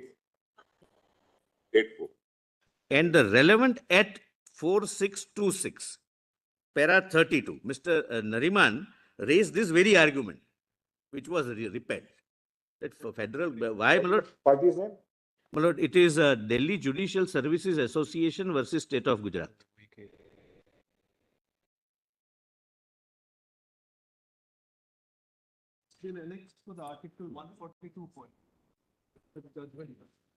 Anyway, my lord, whatever. But it's not a point in consideration. Nobody has argued, my lord. At least the states have not. I am also not. My lord, 142 evolves, my lord, from the facts of each case, my lord. But that is fundamentally wrong. And if your lordship holds that it binds, that will be opening floodgates, my lord, because what happened in 1920 and whatever the law laid down in 1920 start becoming binding. My lord, therefore, this question has arisen and is answered in the negative. My lord, I am immensely grateful, my lords. And my lord, I must say, my lord, I have learnt a lot from all, my lord, Mr. Sibal, Mr. Gopal Subramaniam, Mr. Singhvi, Mr. Datar, everyone, my lord. It's an enriching experience from your lordship's query also, my lord. Every time my lords put a query, my lord, we researched, and my lord, that was an enriching experience. But I'm really thankful for my team, especially Kanu Agarwal. We are as good or as bad as, my lord, our team. Lord, I'm grateful to everyone. As Mr. Right, Lord. Gopal Sunar rightly put in, you have put in a lot of industry. Pardon, Lord? You have put in a lot of industry. He has complimented you. Yes, yes. Lord, therefore, I mentioned Mr. Subramaniam, my lord, specifically right now, that I've learned a lot from everyone, my lord. I'm grateful to your lordship. Before the age starts, there are 3 issues which have not been touched now. One is with regard to the dating interest. The other which follows is the parent patronage. With regard to? Dating interest. Dating interest, not because he is the judicial minor. But then now, in Rejoinder, how can we hear you? He is also an intervener on this. No, what I am only saying, Lord, I have filed written submission, Lord, in one of the IAs which have been, I'm only requesting your lordship to go through that, Lord, because it has a bearing, Lord, on the answer to your lordship. That's the only submission I am. Because, Lord, why the name of the God has been brought into, Lord, while giving the oath, etc., has all been dealt with it. That's not relevant. Yes, It's on this side, my lord, but Yes, Mr. Solicitor. only one last line, my lord. One of the question framed is whether Article 32 petition would lie. We have not addressed your lordships in the, my lord. So, No, address, you have 1.5 hours you have taken for that. No, it was on justiciability and No, judicial. no, even on It was maintenance, we have Article 32 and 226. Then they kindly decide. Therefore, we have reached to up to today. Yeah, otherwise we would have concluded it yesterday. I'm out of, there is no. For your 1.5 hours, we had to compensate them more than 3 hours and. My lord, that your lordships are right, my lord. That my 1.5 hour, my lord, cost me a lot, my lord. And your lordships a lot. There's no question on Article 32. The lordships can see, there's no question. Yes. Yes, Mr. May I please you? States have assisted your. I mean, just as the learned solicitor complimented the assistance given by all the learned counsel.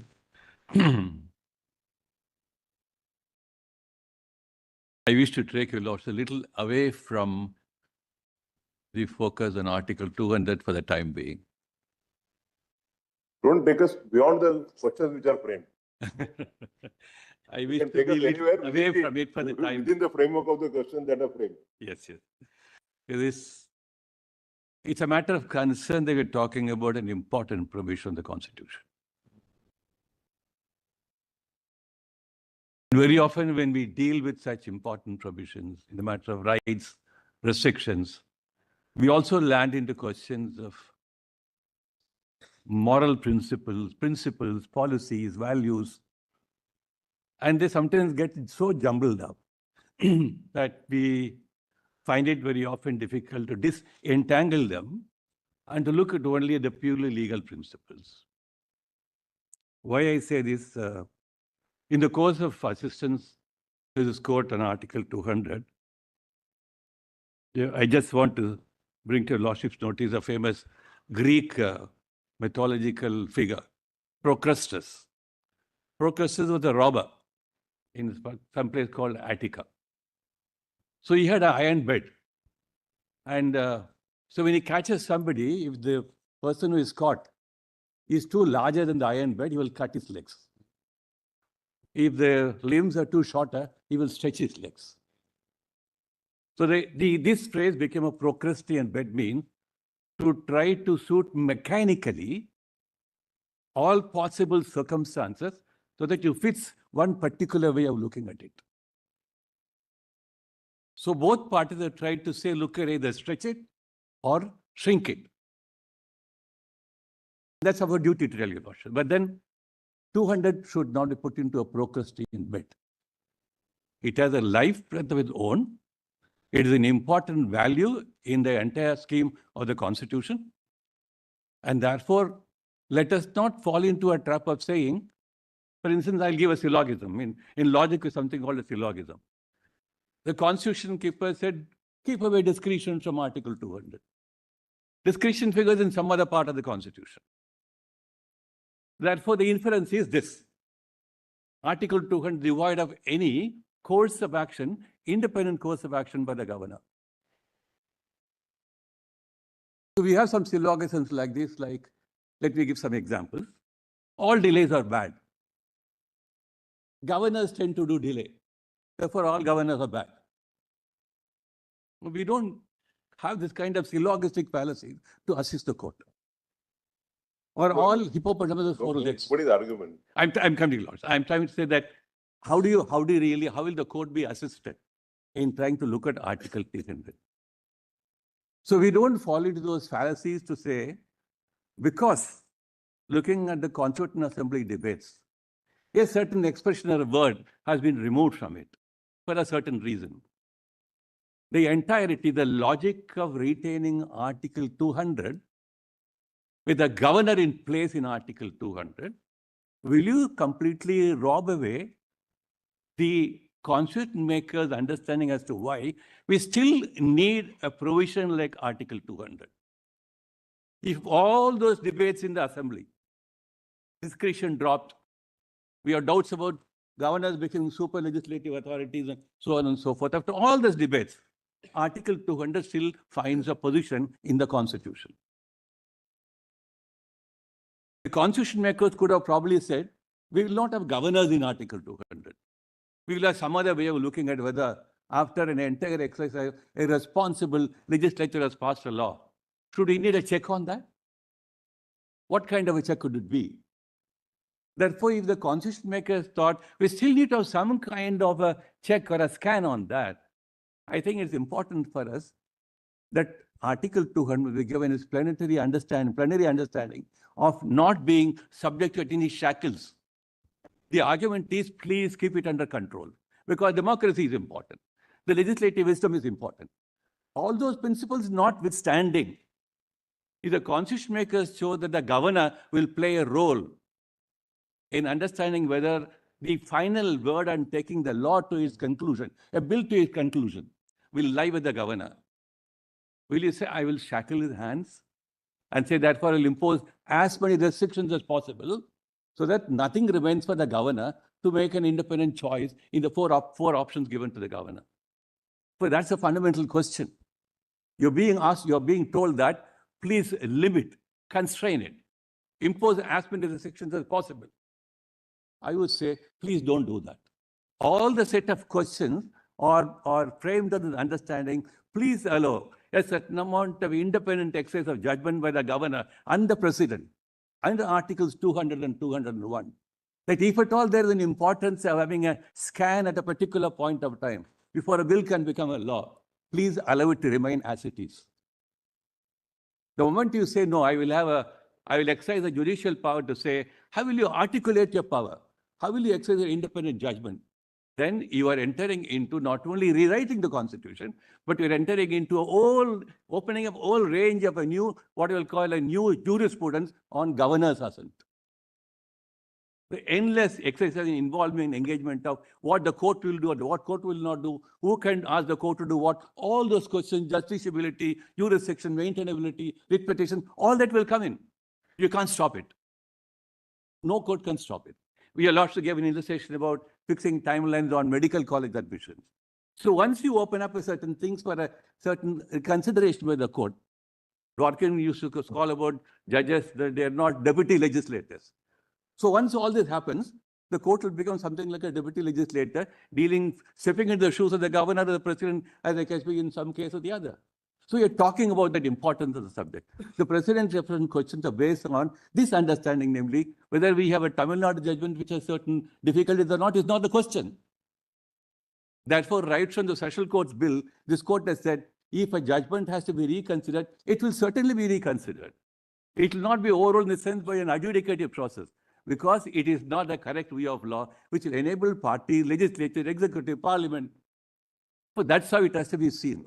That's my larger say on the relevance of the reference.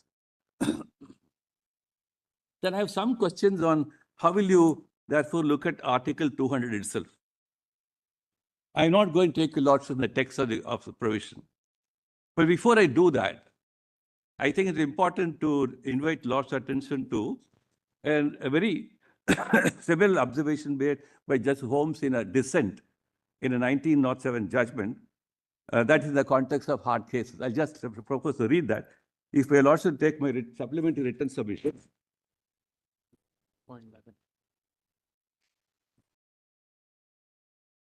Paragraph. It is volume 1.11.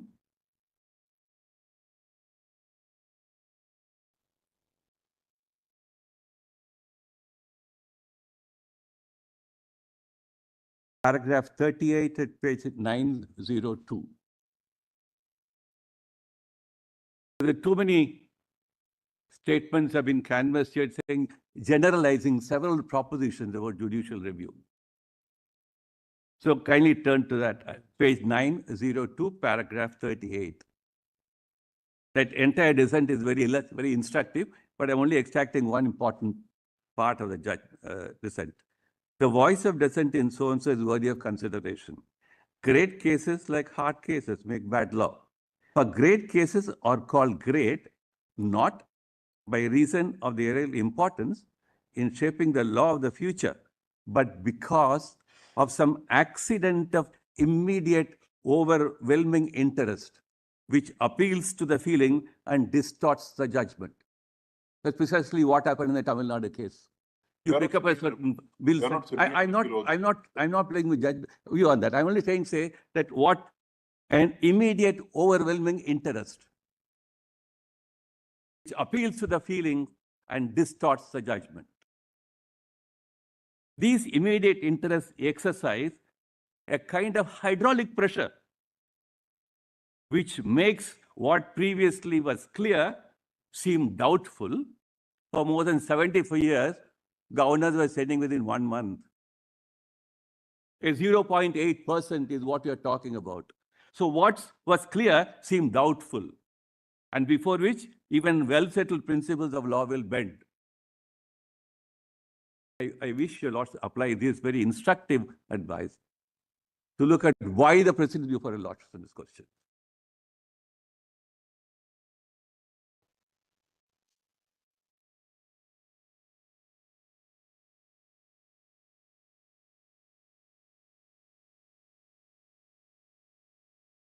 I just, in the way I understood, since I appeared in the Tamil Nadu matter, we've been canvassing a link between the withholding of assent principle or the option and the first proviso. I think there is some fallacy in linking that. When the governor thinks I want to withhold assent, with or without reasons, I'm not getting into that question. It's communicated, it's declared and all that. But in the first proviso, it's something else. The first proviso, in my understanding, and that's why it will make a sense if I put it like that. The governor is inclined to give assent. He's not withholding assent. He's inclined to give assent. But it says the bill can be improved. He doesn't lack the authority to make that improvement. Therefore, it says in his opinion, when he is not inclined to withhold assent, therefore, as soon as possible, the bill is good.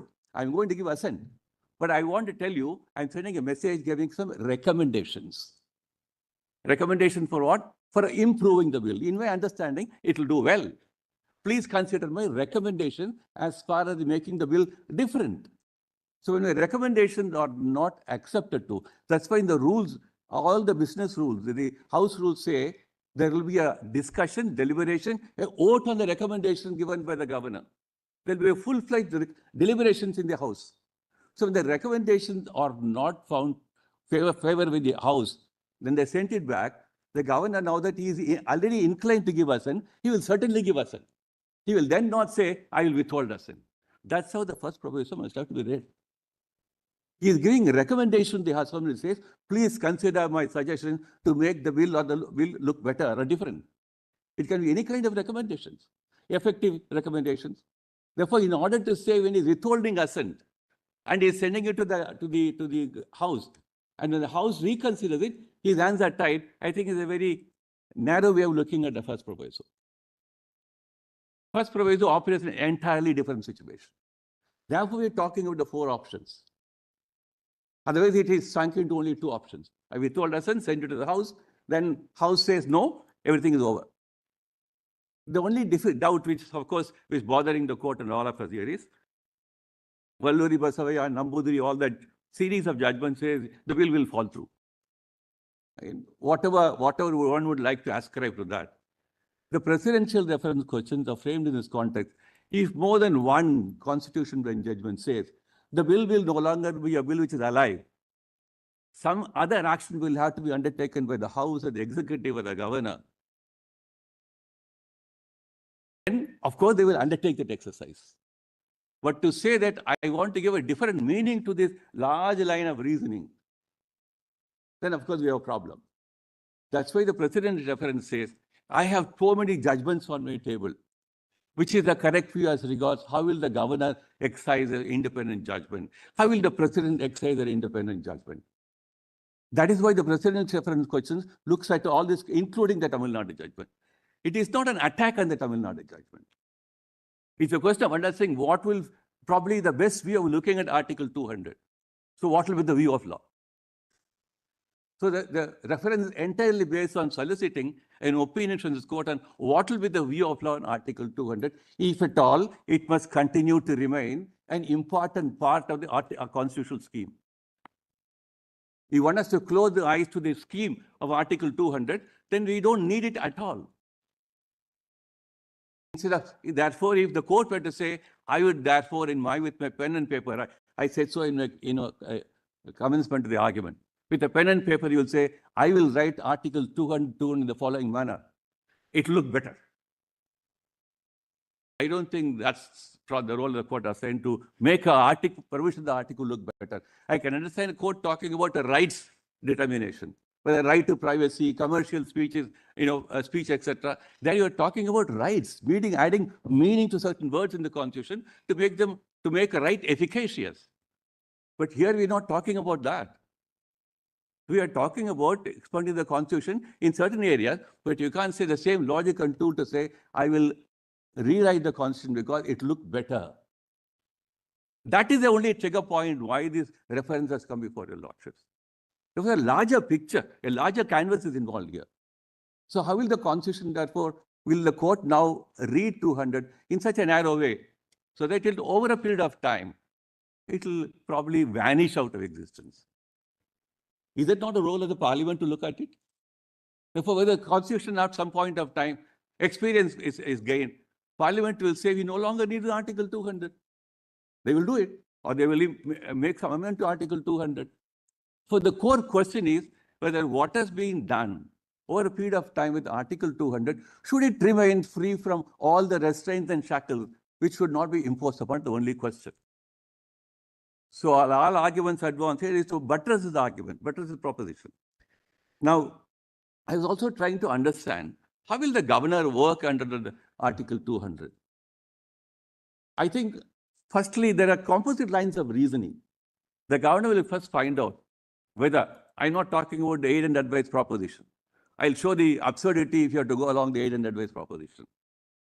The governor will have to first find out, before he gives assent, whether I should withhold assent. Then, if it is not a question of withholding assent, if he thinks it should be sent to the president, he may examine that possibility. If both these possibilities do not exist, then he will assent. Therefore, you have to go by ruling out, like in Sanskrit we say, neti, neti, not this, not this. Therefore, once I rule out withholding assent does not exist, is not available, and sending it to the president is also ruled out, then automatically I'll give assent. But after I say I'm withholding assent, then all the judgments about falling through will come in. That's why also, even after withholding assent, if there is a difficulty, if the genuine independent exercise of judgment by the governor says, I should send it to the president in order that on a repugnancy question, the president will have the final say. Therefore, it's the flexibility and the dynamics involved by the governor's independent exercise of judgment. I mean, how do you keep it intact? Would you keep it intact, or will say, no, we'll bring as many restrictions as possible, or the court may conceive? So this process of reasoning under Article 200, that's why it's saying, notwithstanding all those debates in the Constitutional Assembly, we dropped the word discretion. Section 70 of the Government of India Act dropped it. From there, we dropped it. The 175 draft article, we thought we'll have something else. Notwithstanding all that, at the end of the day, if Article 200 says, I'm giving certain options to the governor to act within these 4 options, these options, then the governor has a course of action. Options are predetermined. But what will the governor do as long as the options are concerned is a course of action to be done and undertaken by the governor herself. So in the course of action, now we'll say, now I will find out which course of action is good for you. So all that we're trying to point at, Lordship, the course of action must be entirely based on an independent evaluation by the governor. That's a core, I think, function in Article 200. Compare Article 163, 361, discretion is not found here, etc. I think is completely alien argument. It need not have a place in discretion, may not find a place in Article 200. The moment there are options, and the options, the governor has given a course of action between the options, it means a different set contemplated in Article 200. I don't think we need to go into the word discretion at all. We are falling into a trap, I would say, if we want to use the word discretion in one particular way, in one context, in a different way, in a different context. I don't think we need to get into the word discretion at all. But if you want to use it, I say that it must be equated with an independent exercise of judgment by the governor within the 4 options given to him. So if English language does not have any other word, let's not worry about that. Constitution says 4 options, exercise your judgment. So having said that, sometimes happens, we talk about all this constitutional silence, very attractive proposition. Since, give me the article.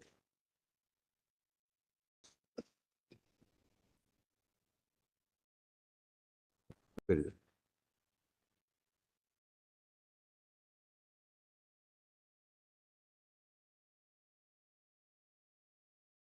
I don't propose to take a lot to extenso on reading any judgment.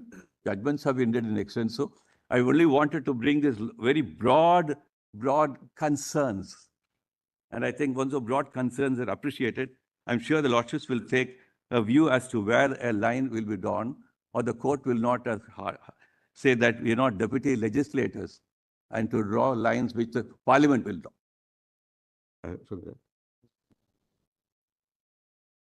Yeah, volume 4.30. Lords, they just put the volume 4.30. It's an article. Volume?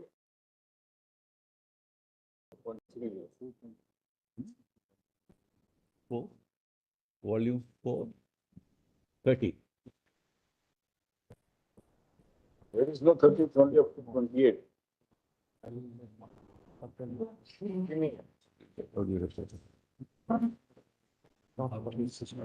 talking to some computer, right?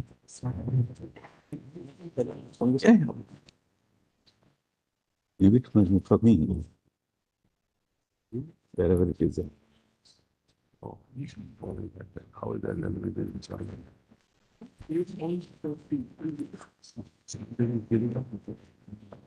How will you do that? Just give me a minute, class.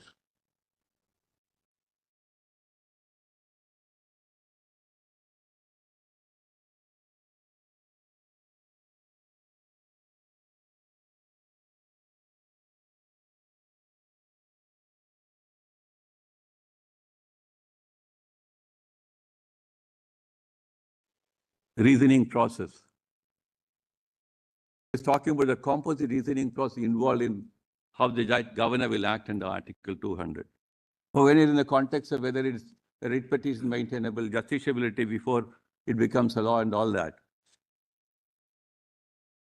The court will necessarily go into the question, what reasons are good, or reasons are adequate, or reasons are inadequate.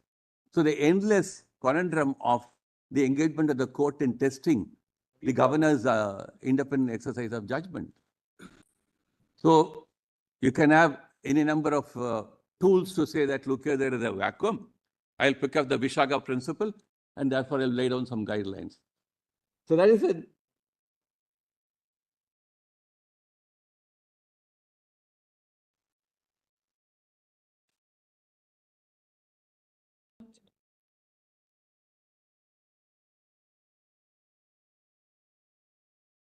Yes, yes.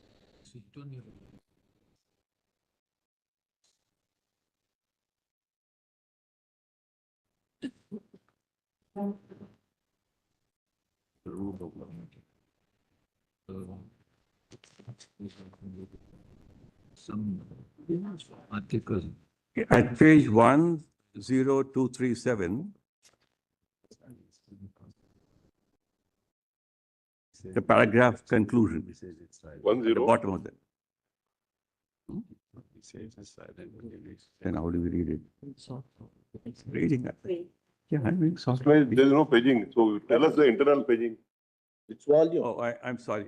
It could be page 934 of this article. At the top, you'll also have that page number.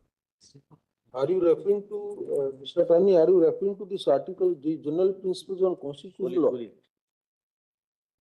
Which page you're asking? I'm sorry, Lord. Are you referring to the article of the general principles on constitutional law in the United No, States? there's silence. There's some article. I think it's not a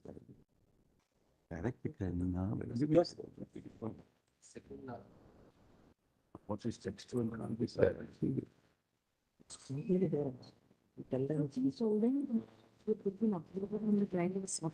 That is true, but where is it? It says internal page It's been 934. uploaded. The soft copy, I think, has been uploaded. Internal page 934. PDF 395. Yes. 395. Volume 30. Conclusion is there on the page. 30. It's a,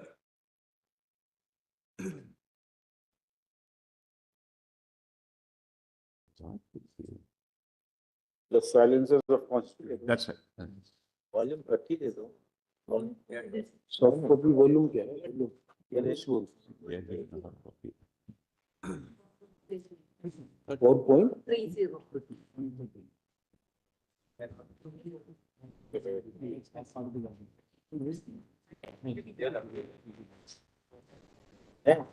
Yeah.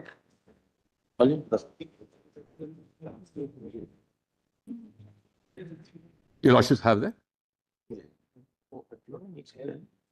On.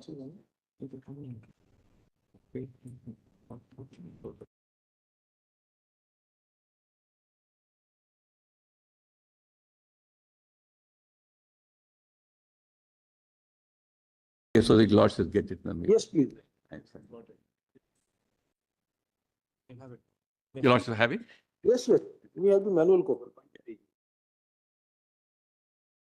It's a fairly short one, but I thought let me take your lordships to the conclusion part of it. Probably the page number at the top is 10237. The last paragraph 4 of this conclusion. 10237. Okay, all right. Right. Your Lord, does Vikramnath has that? Yes, I have conclusion. I was the first one to have. Yes. Certainly, your lords are ahead of me. ये वो नहीं. 4.30 silences of constitutions. The conclusion part you want to read, paragraph 4? I wanted the conclusion part. Yes. Because it talks, it's a very interesting quote from one American called Benjamin Constant, and how the American and English experience has analyzed here. Right. Yes, Mr. Attorney, read it. So why I want to place reliance on this is since I think. Yes. Why I want to place reliance on this article is since we are trying to explore, is Article 200, is it a case of a silence of the Constitution? Or anything around Article 200 there is silence? Or if at all there is silence, how do we deal with that?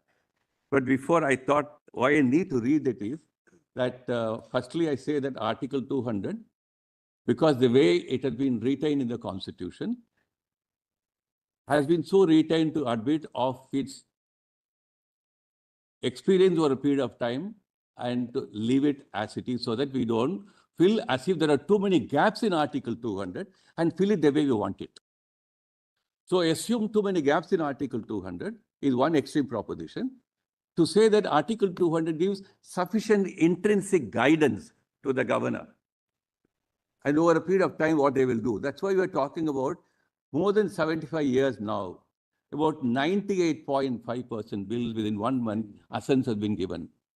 We are talking about a very negligible percentage of bills, 0.8%, where about, as far as Tamil Nadu is concerned, about 12 bills were the controversy. 33 bills where the governor sent back with a message. I'll show you lots only to a limited extent, not talking about data. So 33 bills were sent back with a message saying, what that kind of a message? In terms of my reading of the first proviso, please consider, will the bill look better with my recommendation? And 12 matters where it's been sent back, so withholding assent. So if you're talking about combining both these two distinct categories. I don't know, there is no difficulty if the governor sends back with a message. The question is whether you can withhold it without sending it back to the legislature endlessly. That's why I'm trying to point out the first proviso operates entirely unconnected to the question of withholding assent. Withholding assent is an independent option, independent exercise of judgment by the governor. He doesn't have to go necessarily under the first proviso. So according to you, he has a power. Yes. To endlessly withhold it. No, I'm not. Nobody says that. Nobody has done that. No governor said I'm endlessly withholding it. Declare that I withhold. Nobody has done that. Declare that I withhold within. So once a declaration is given, I'm withholding assent, that is the option which the governor has exercised under Article 200. Declare in as soon as. So therefore, I'm not even talking about, because in the first proviso, if the governor is thinking that I'm asking you to consider from a different angle, therefore I'm inclined to give assent. Once I'm inclined to give assent, why should I keep it along with me for a long period? Therefore, as soon as possible. I'm within giving assent, but consider my recommendation. He should not keep it pending with for a long time. But withholding assent stands an entirely different footing. That has already been argued. No, no, I'm only saying that That has don't already been connect. argued. Don't It is one of connect. the four options. That's why there are four options. There are four independent options. Yes. Try to pull them together into one or two options, I think would do violence to Article 200. So let me now read this conclusion part of it. If you're saying there is a constitutional gap or a constitutional silence, how will you look at it? The arguments advanced here.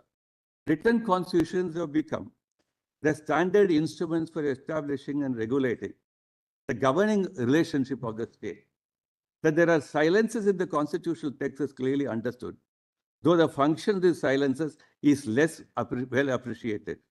Sometimes they are simply to be filled through subsequent constitutional interpretations, but often they are the consequences of a conscious determination to leave unresolved certain matters on which consensus is not possible. Whatever the reason, it has been generally accepted that the Constitution establishes a framework within which and over which further political deliberation takes place. For much of the modern period of constitution making, it has been understood that the filling of these silences is a political task.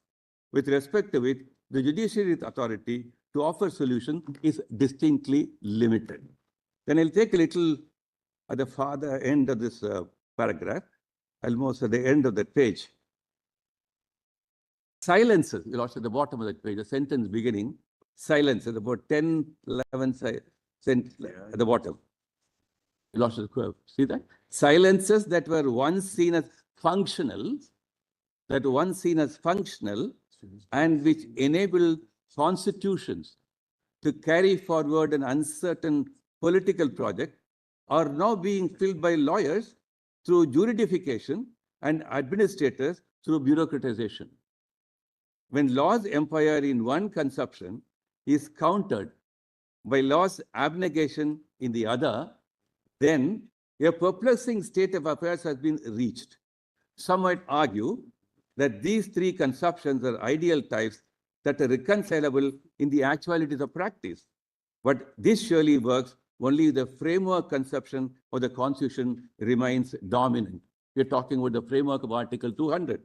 Once the prudential aspect of negotiating those silences is no longer valued by rewriting the Constitution, and constitutional silences themselves no longer tolerated, then we will have taken a pathological turn. Since it's almost that we are aware that when you do something what we should not be doing, then we are not talking about the constitutional silence, we are talking about the silence of the grave. We're not talking about the silence of the grave. So that's one aspect of the matter. I thought, where will you look into the constitutional silences and how you will not probably look at a vacuum and none exists and bring in a Vishaka principle or any one of those things and say, I will look at the Constitution the best way I think it appears to me. Now, I was looking at, yes.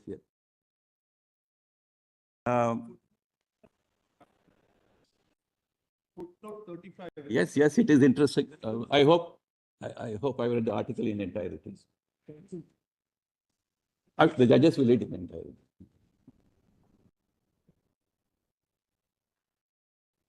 In my understanding, therefore, Article 200. Yes.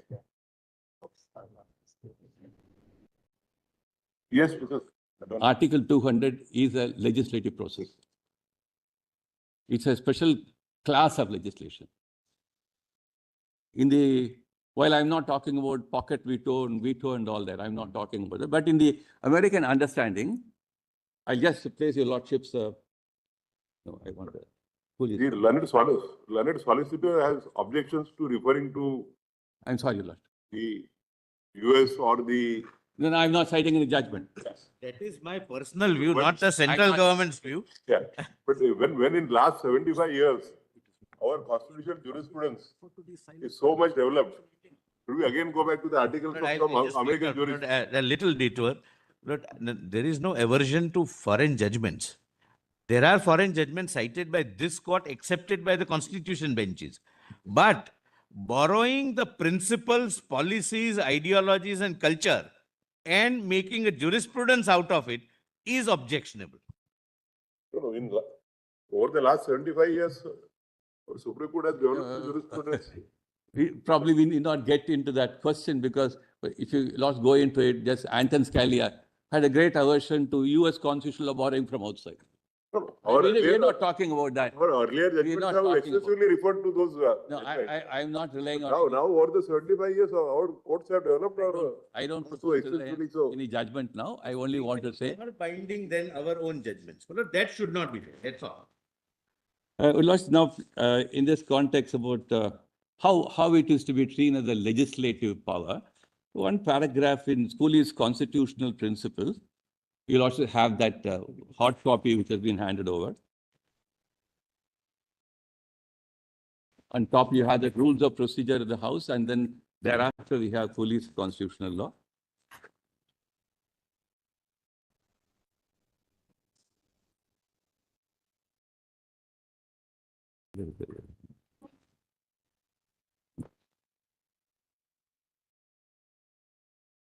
Yes.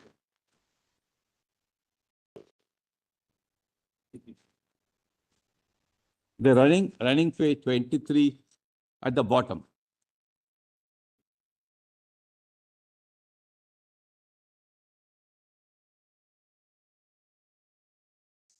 I suppose wherever the power to assent or approval given to bills is available, wherever they are, I think the theme must be the same. It can't be different because it's in US Constitution. It can't be different because in some other constitution. So at page 23, the paragraph beginning the veto power, Lord Chief Justice has that page? 23 at the bottom. Yes. Power to veto legislation which is conferred upon the president makes him in effect a third branch of the legislature. The power is legislative and not executive. And the questions presented to his mind are precisely the same as those the two houses of Congress must determine in passing a bill. Whether the proposed law is necessary or expedient, whether it's constitutional, that means we are talking about constitutional complaints, whether it is so framed as to accomplish its intent, and so on are questions transferred from the two houses to the president with the bill itself.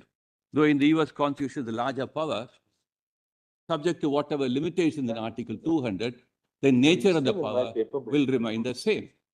It's all missing. I'm sorry. But it's a presidential system. No, that's what I'm trying to point out. When the question that will be present before the president, namely constitutional complaint. I'm talking of constitutional complaints. Here, the governor looks at the constitutional complaint. Back to back. Both sides. Pages missing. US has a power. Look at the back side. You lost it down get? Acha, ठीक. All right. Where at 23 at the bottom. Read the one, Minister. It says the power to veto legislation which is conferred upon the president makes him in effect third branch of legislature. Power is legislative, not executive. Read further. And the question presented to him. His mind or. President has the power to veto or And the questions presented to his mind are precisely the same as though the two houses of Congress must determine in passing a bill. Proposed law is necessary or expedient. I am not talking about that. Whether it's constitutional, whether it is constitutional, whether it is so framed as to accomplish the intent and so on, a question transferred from the two houses to the president with the bill itself. Therefore, notwithstanding the differences between the scheme the US president may have under Article Section 7 of Article 1(2) of the US Constitution, the essential, the core essence of an assent domain is that, is it constitutional? How does it help you? No, why I'm talking about the constitutional compliance principle, application of mine is legislative in character. It is not executive. Therefore, if it is legislative in character, Uh, then can the president, even with the federal, with the presidential system of the governance that they have, will they observe that the power is with the legislature? With all that well in place, with And all therefore that. the power of veto Uh, is to be please don't misunderstand me saying that your president is equated. US president, I'm transplanting him into governor's position. I'm not doing that. I'm not doing it. Then here the No, case is worse off. the reason Here why- the president is elected directly by the people. No, the reason Still why. he can't exercise You're his true right. power. Let me- Can an appointed governor, who is not even, can that's understand why a I'm president who is elected by both the houses? No, that's why I'm trying to point out, how do we really look at Article 200 after all we have said the Constitutional Assembly debates? If the essential, the core function of the governor is to say, in the course of withholding an assent, what do they do? Is the bill constitutionally compliant? The constitutional compliance of the bill is a question presented to the governor. And what will he do with that question? Therefore, when he says that I will to find out his constitutional compliance, is it an executive function? The question which the governor will pose to himself or herself will be, how do I look at the... Rather than supporting would be against you. No, let me expose you on. The question which the governor will pose to herself will be, I look at the provisions of the Constitution. Does the bill comply with the provisions of the Constitution? Does it transgress the constitutional provision?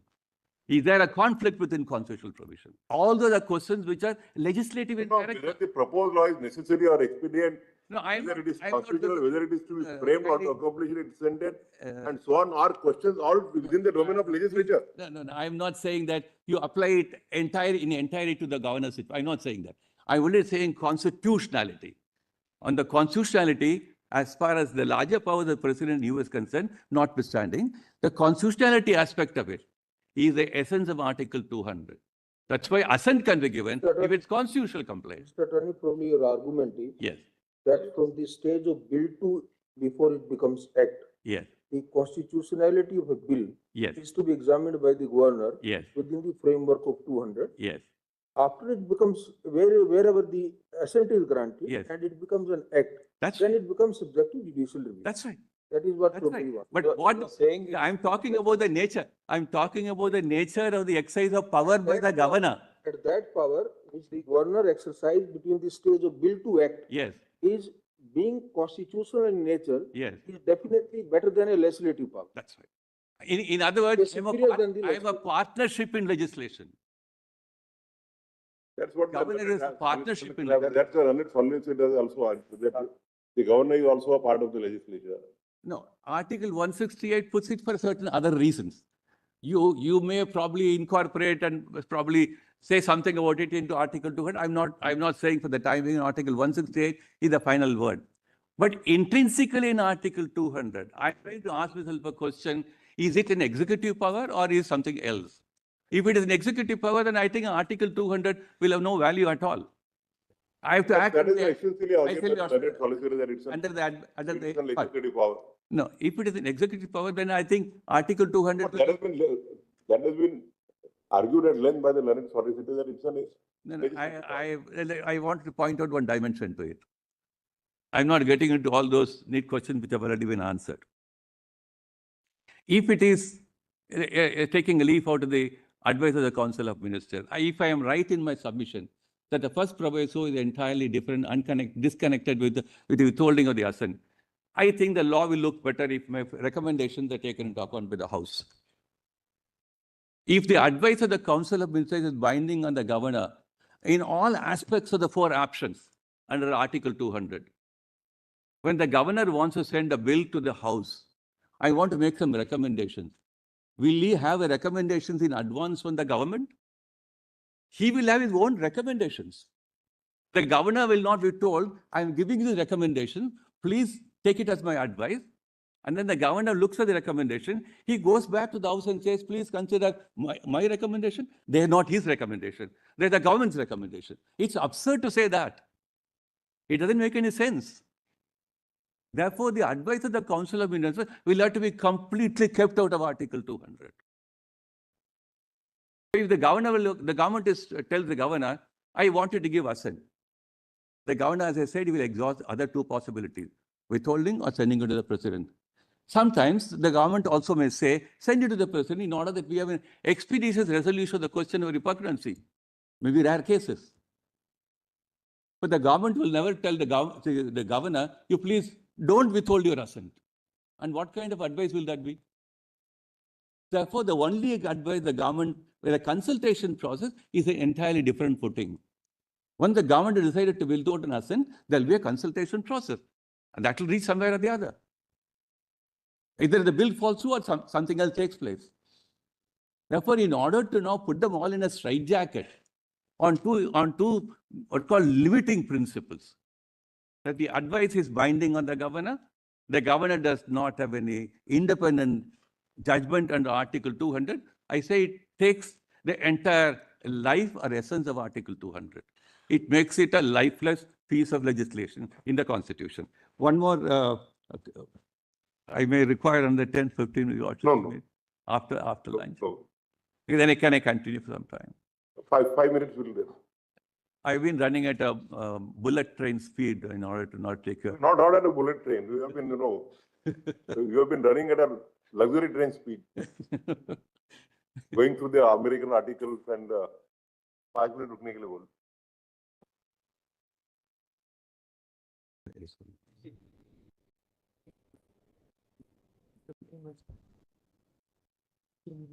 I'll just take another 10, 15 minutes for Lordship's break, and Lordship will not mind.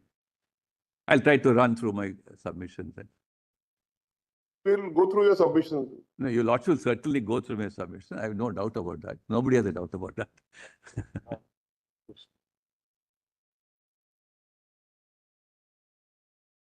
Continue, yes. Okay, very good.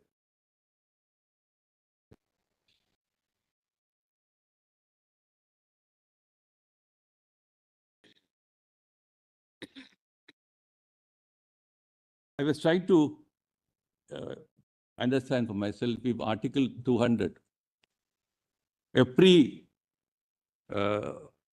position, because it becomes a law, it's a bill, the bill stage. And 361 talks about powers and functions of the governor and the president. The words use of powers and functions is very important. All powers and functions of the governor and the president are designated by these two important words. See, if there is a function assigned, it has a correlation to the power. So the functional aspect of the governor working in Article 200 also says he has got a power to do certain things.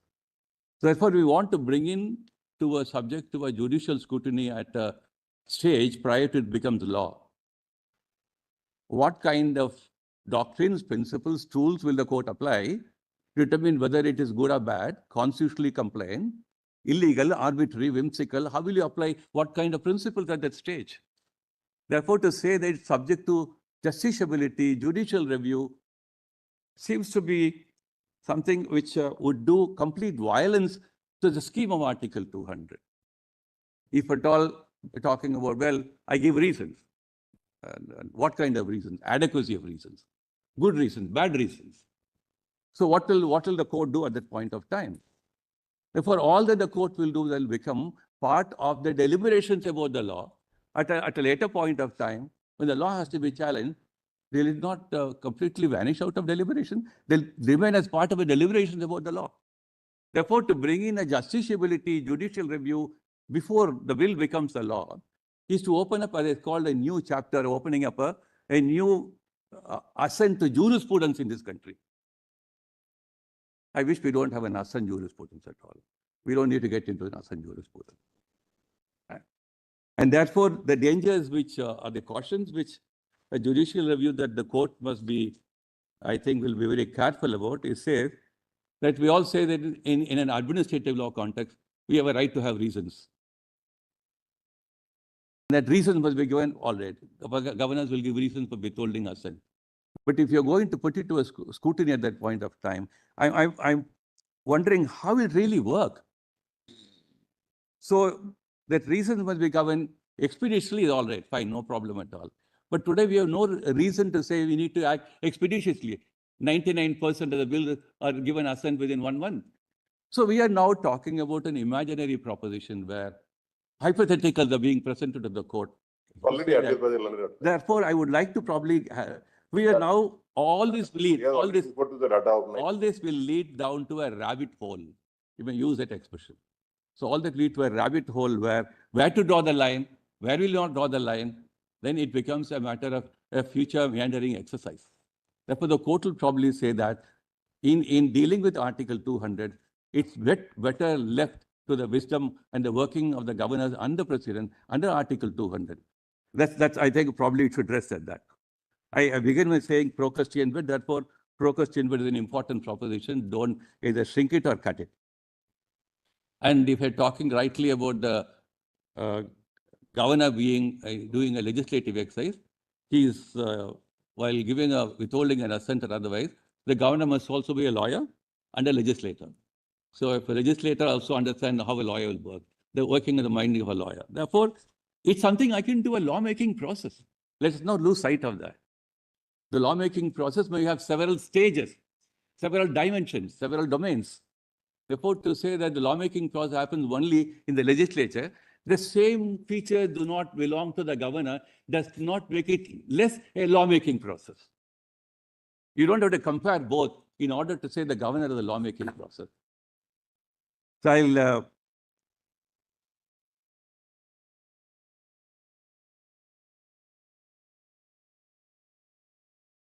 one final argument on, in my written submissions, I've dealt with that, on the parents patria argument. Your Lordships kindly just pick up those pages in my supplementary submissions. Page number 890.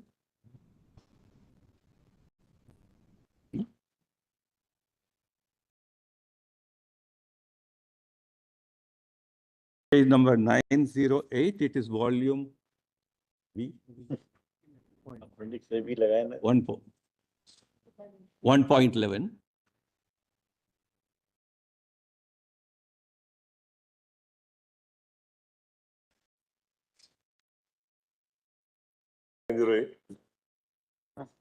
Para 49. Paragraph 49. Yes. Para 49 on. That's it. I quickly run through some of these paragraphs. All lawmaking processes belong exclusively to the domain of the legislature. Till the law is finally made, it will remain in the domain of the legislature. It's well settled that the court will not issue a mandamus in many matters related to lawmaking.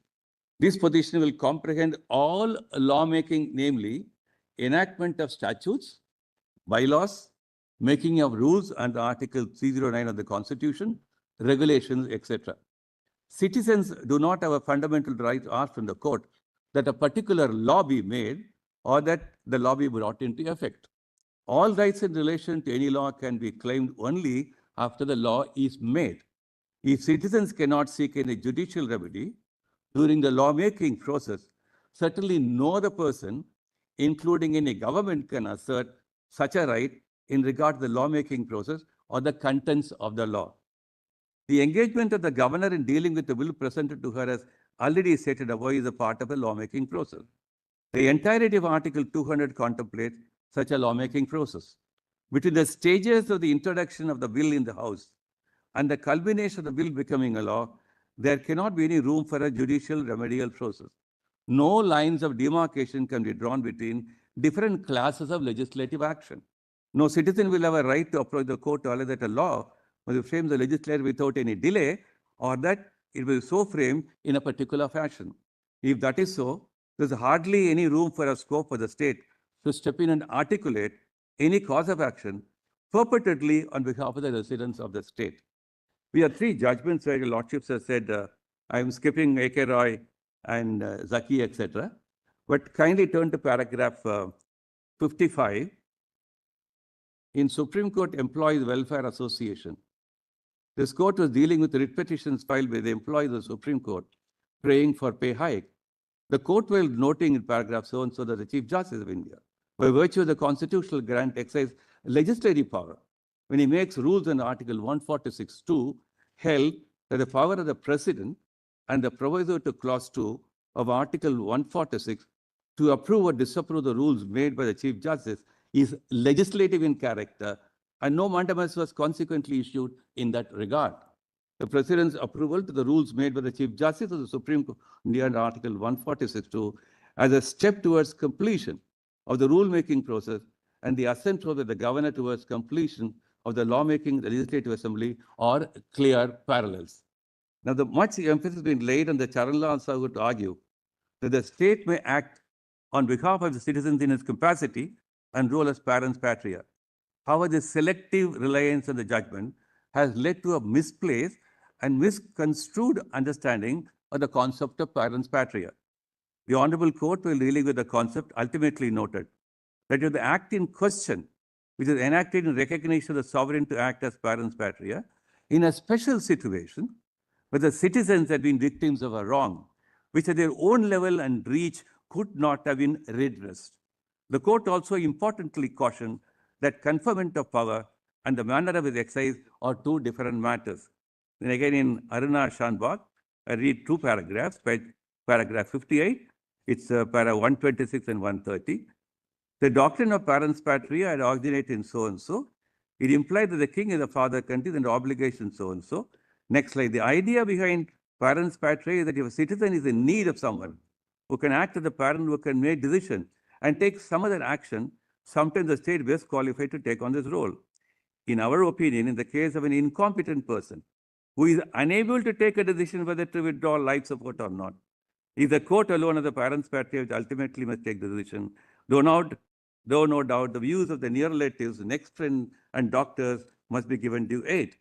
This doctrine has been invoked the Honorable Court on behalf of the state and behalf of the court as a state in so-and-so in N.M. Thomas, time and again in cases where the court has found a petitioner to be incapacitated to take decision on behalf of himself.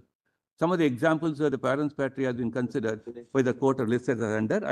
I skip all those instances. Now, therefore, kindly now come to page 915, paragraph 61 to 63, para 60.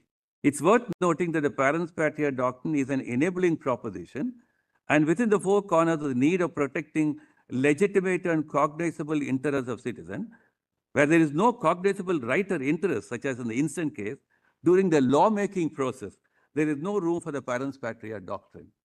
The doctrine of parens patria is a source for the state to litigate on behalf of citizens who cannot help themselves has been well documented. However, this power is not absolute and has its own limitation.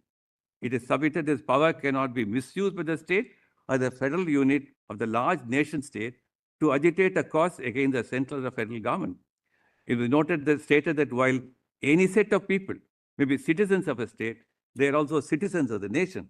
And that the remedy lies not in a state agitating their cause against the center, but rather in ensuring that the state policies are duly implemented. The invocation of the parens patria doctrine in various jurisdictions shows that the efficacy and the relevance of the doctrine lies in those circumstances where, as is stated below, that a class of persons who have legally recognizable rights, claims, or interests are not in a position to access justice or need not be burdened with the task of accessing justice. That's the limitation of parens patria doctrine. Not that you have a freewheeling right to say, I am litigating on behalf of the citizen. So, paragraph 64, finally, that's why the state of the parens patria is duty bound to provide assistance to all its citizens, and especially to those who may not be able to protect themselves on their own. The state cannot and ought not to resort to risk jurisdiction to seek mandatory risks against the central government, which also acts as a parens patria to the citizens. The parens patria doctrine is thus alien to the field of lawmaking as understood above. It's already covered by the learned solicitor. Yeah. Well, Hope argument with regarding the governors misusing the I power. just come back to only one small final comment on it.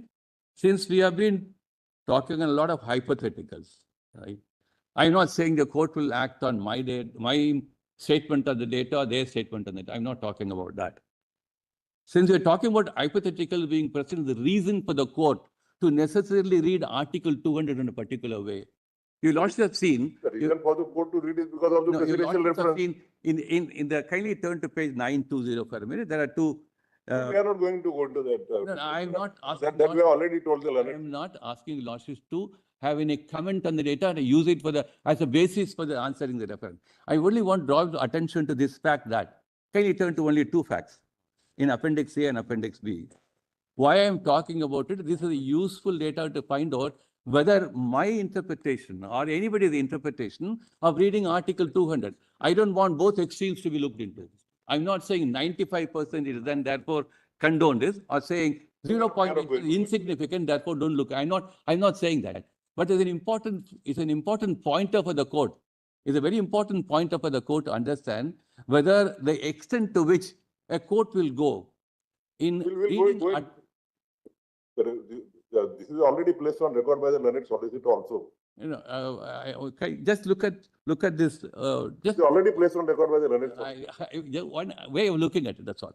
What I'm saying is, on page 920. Beyond the reference.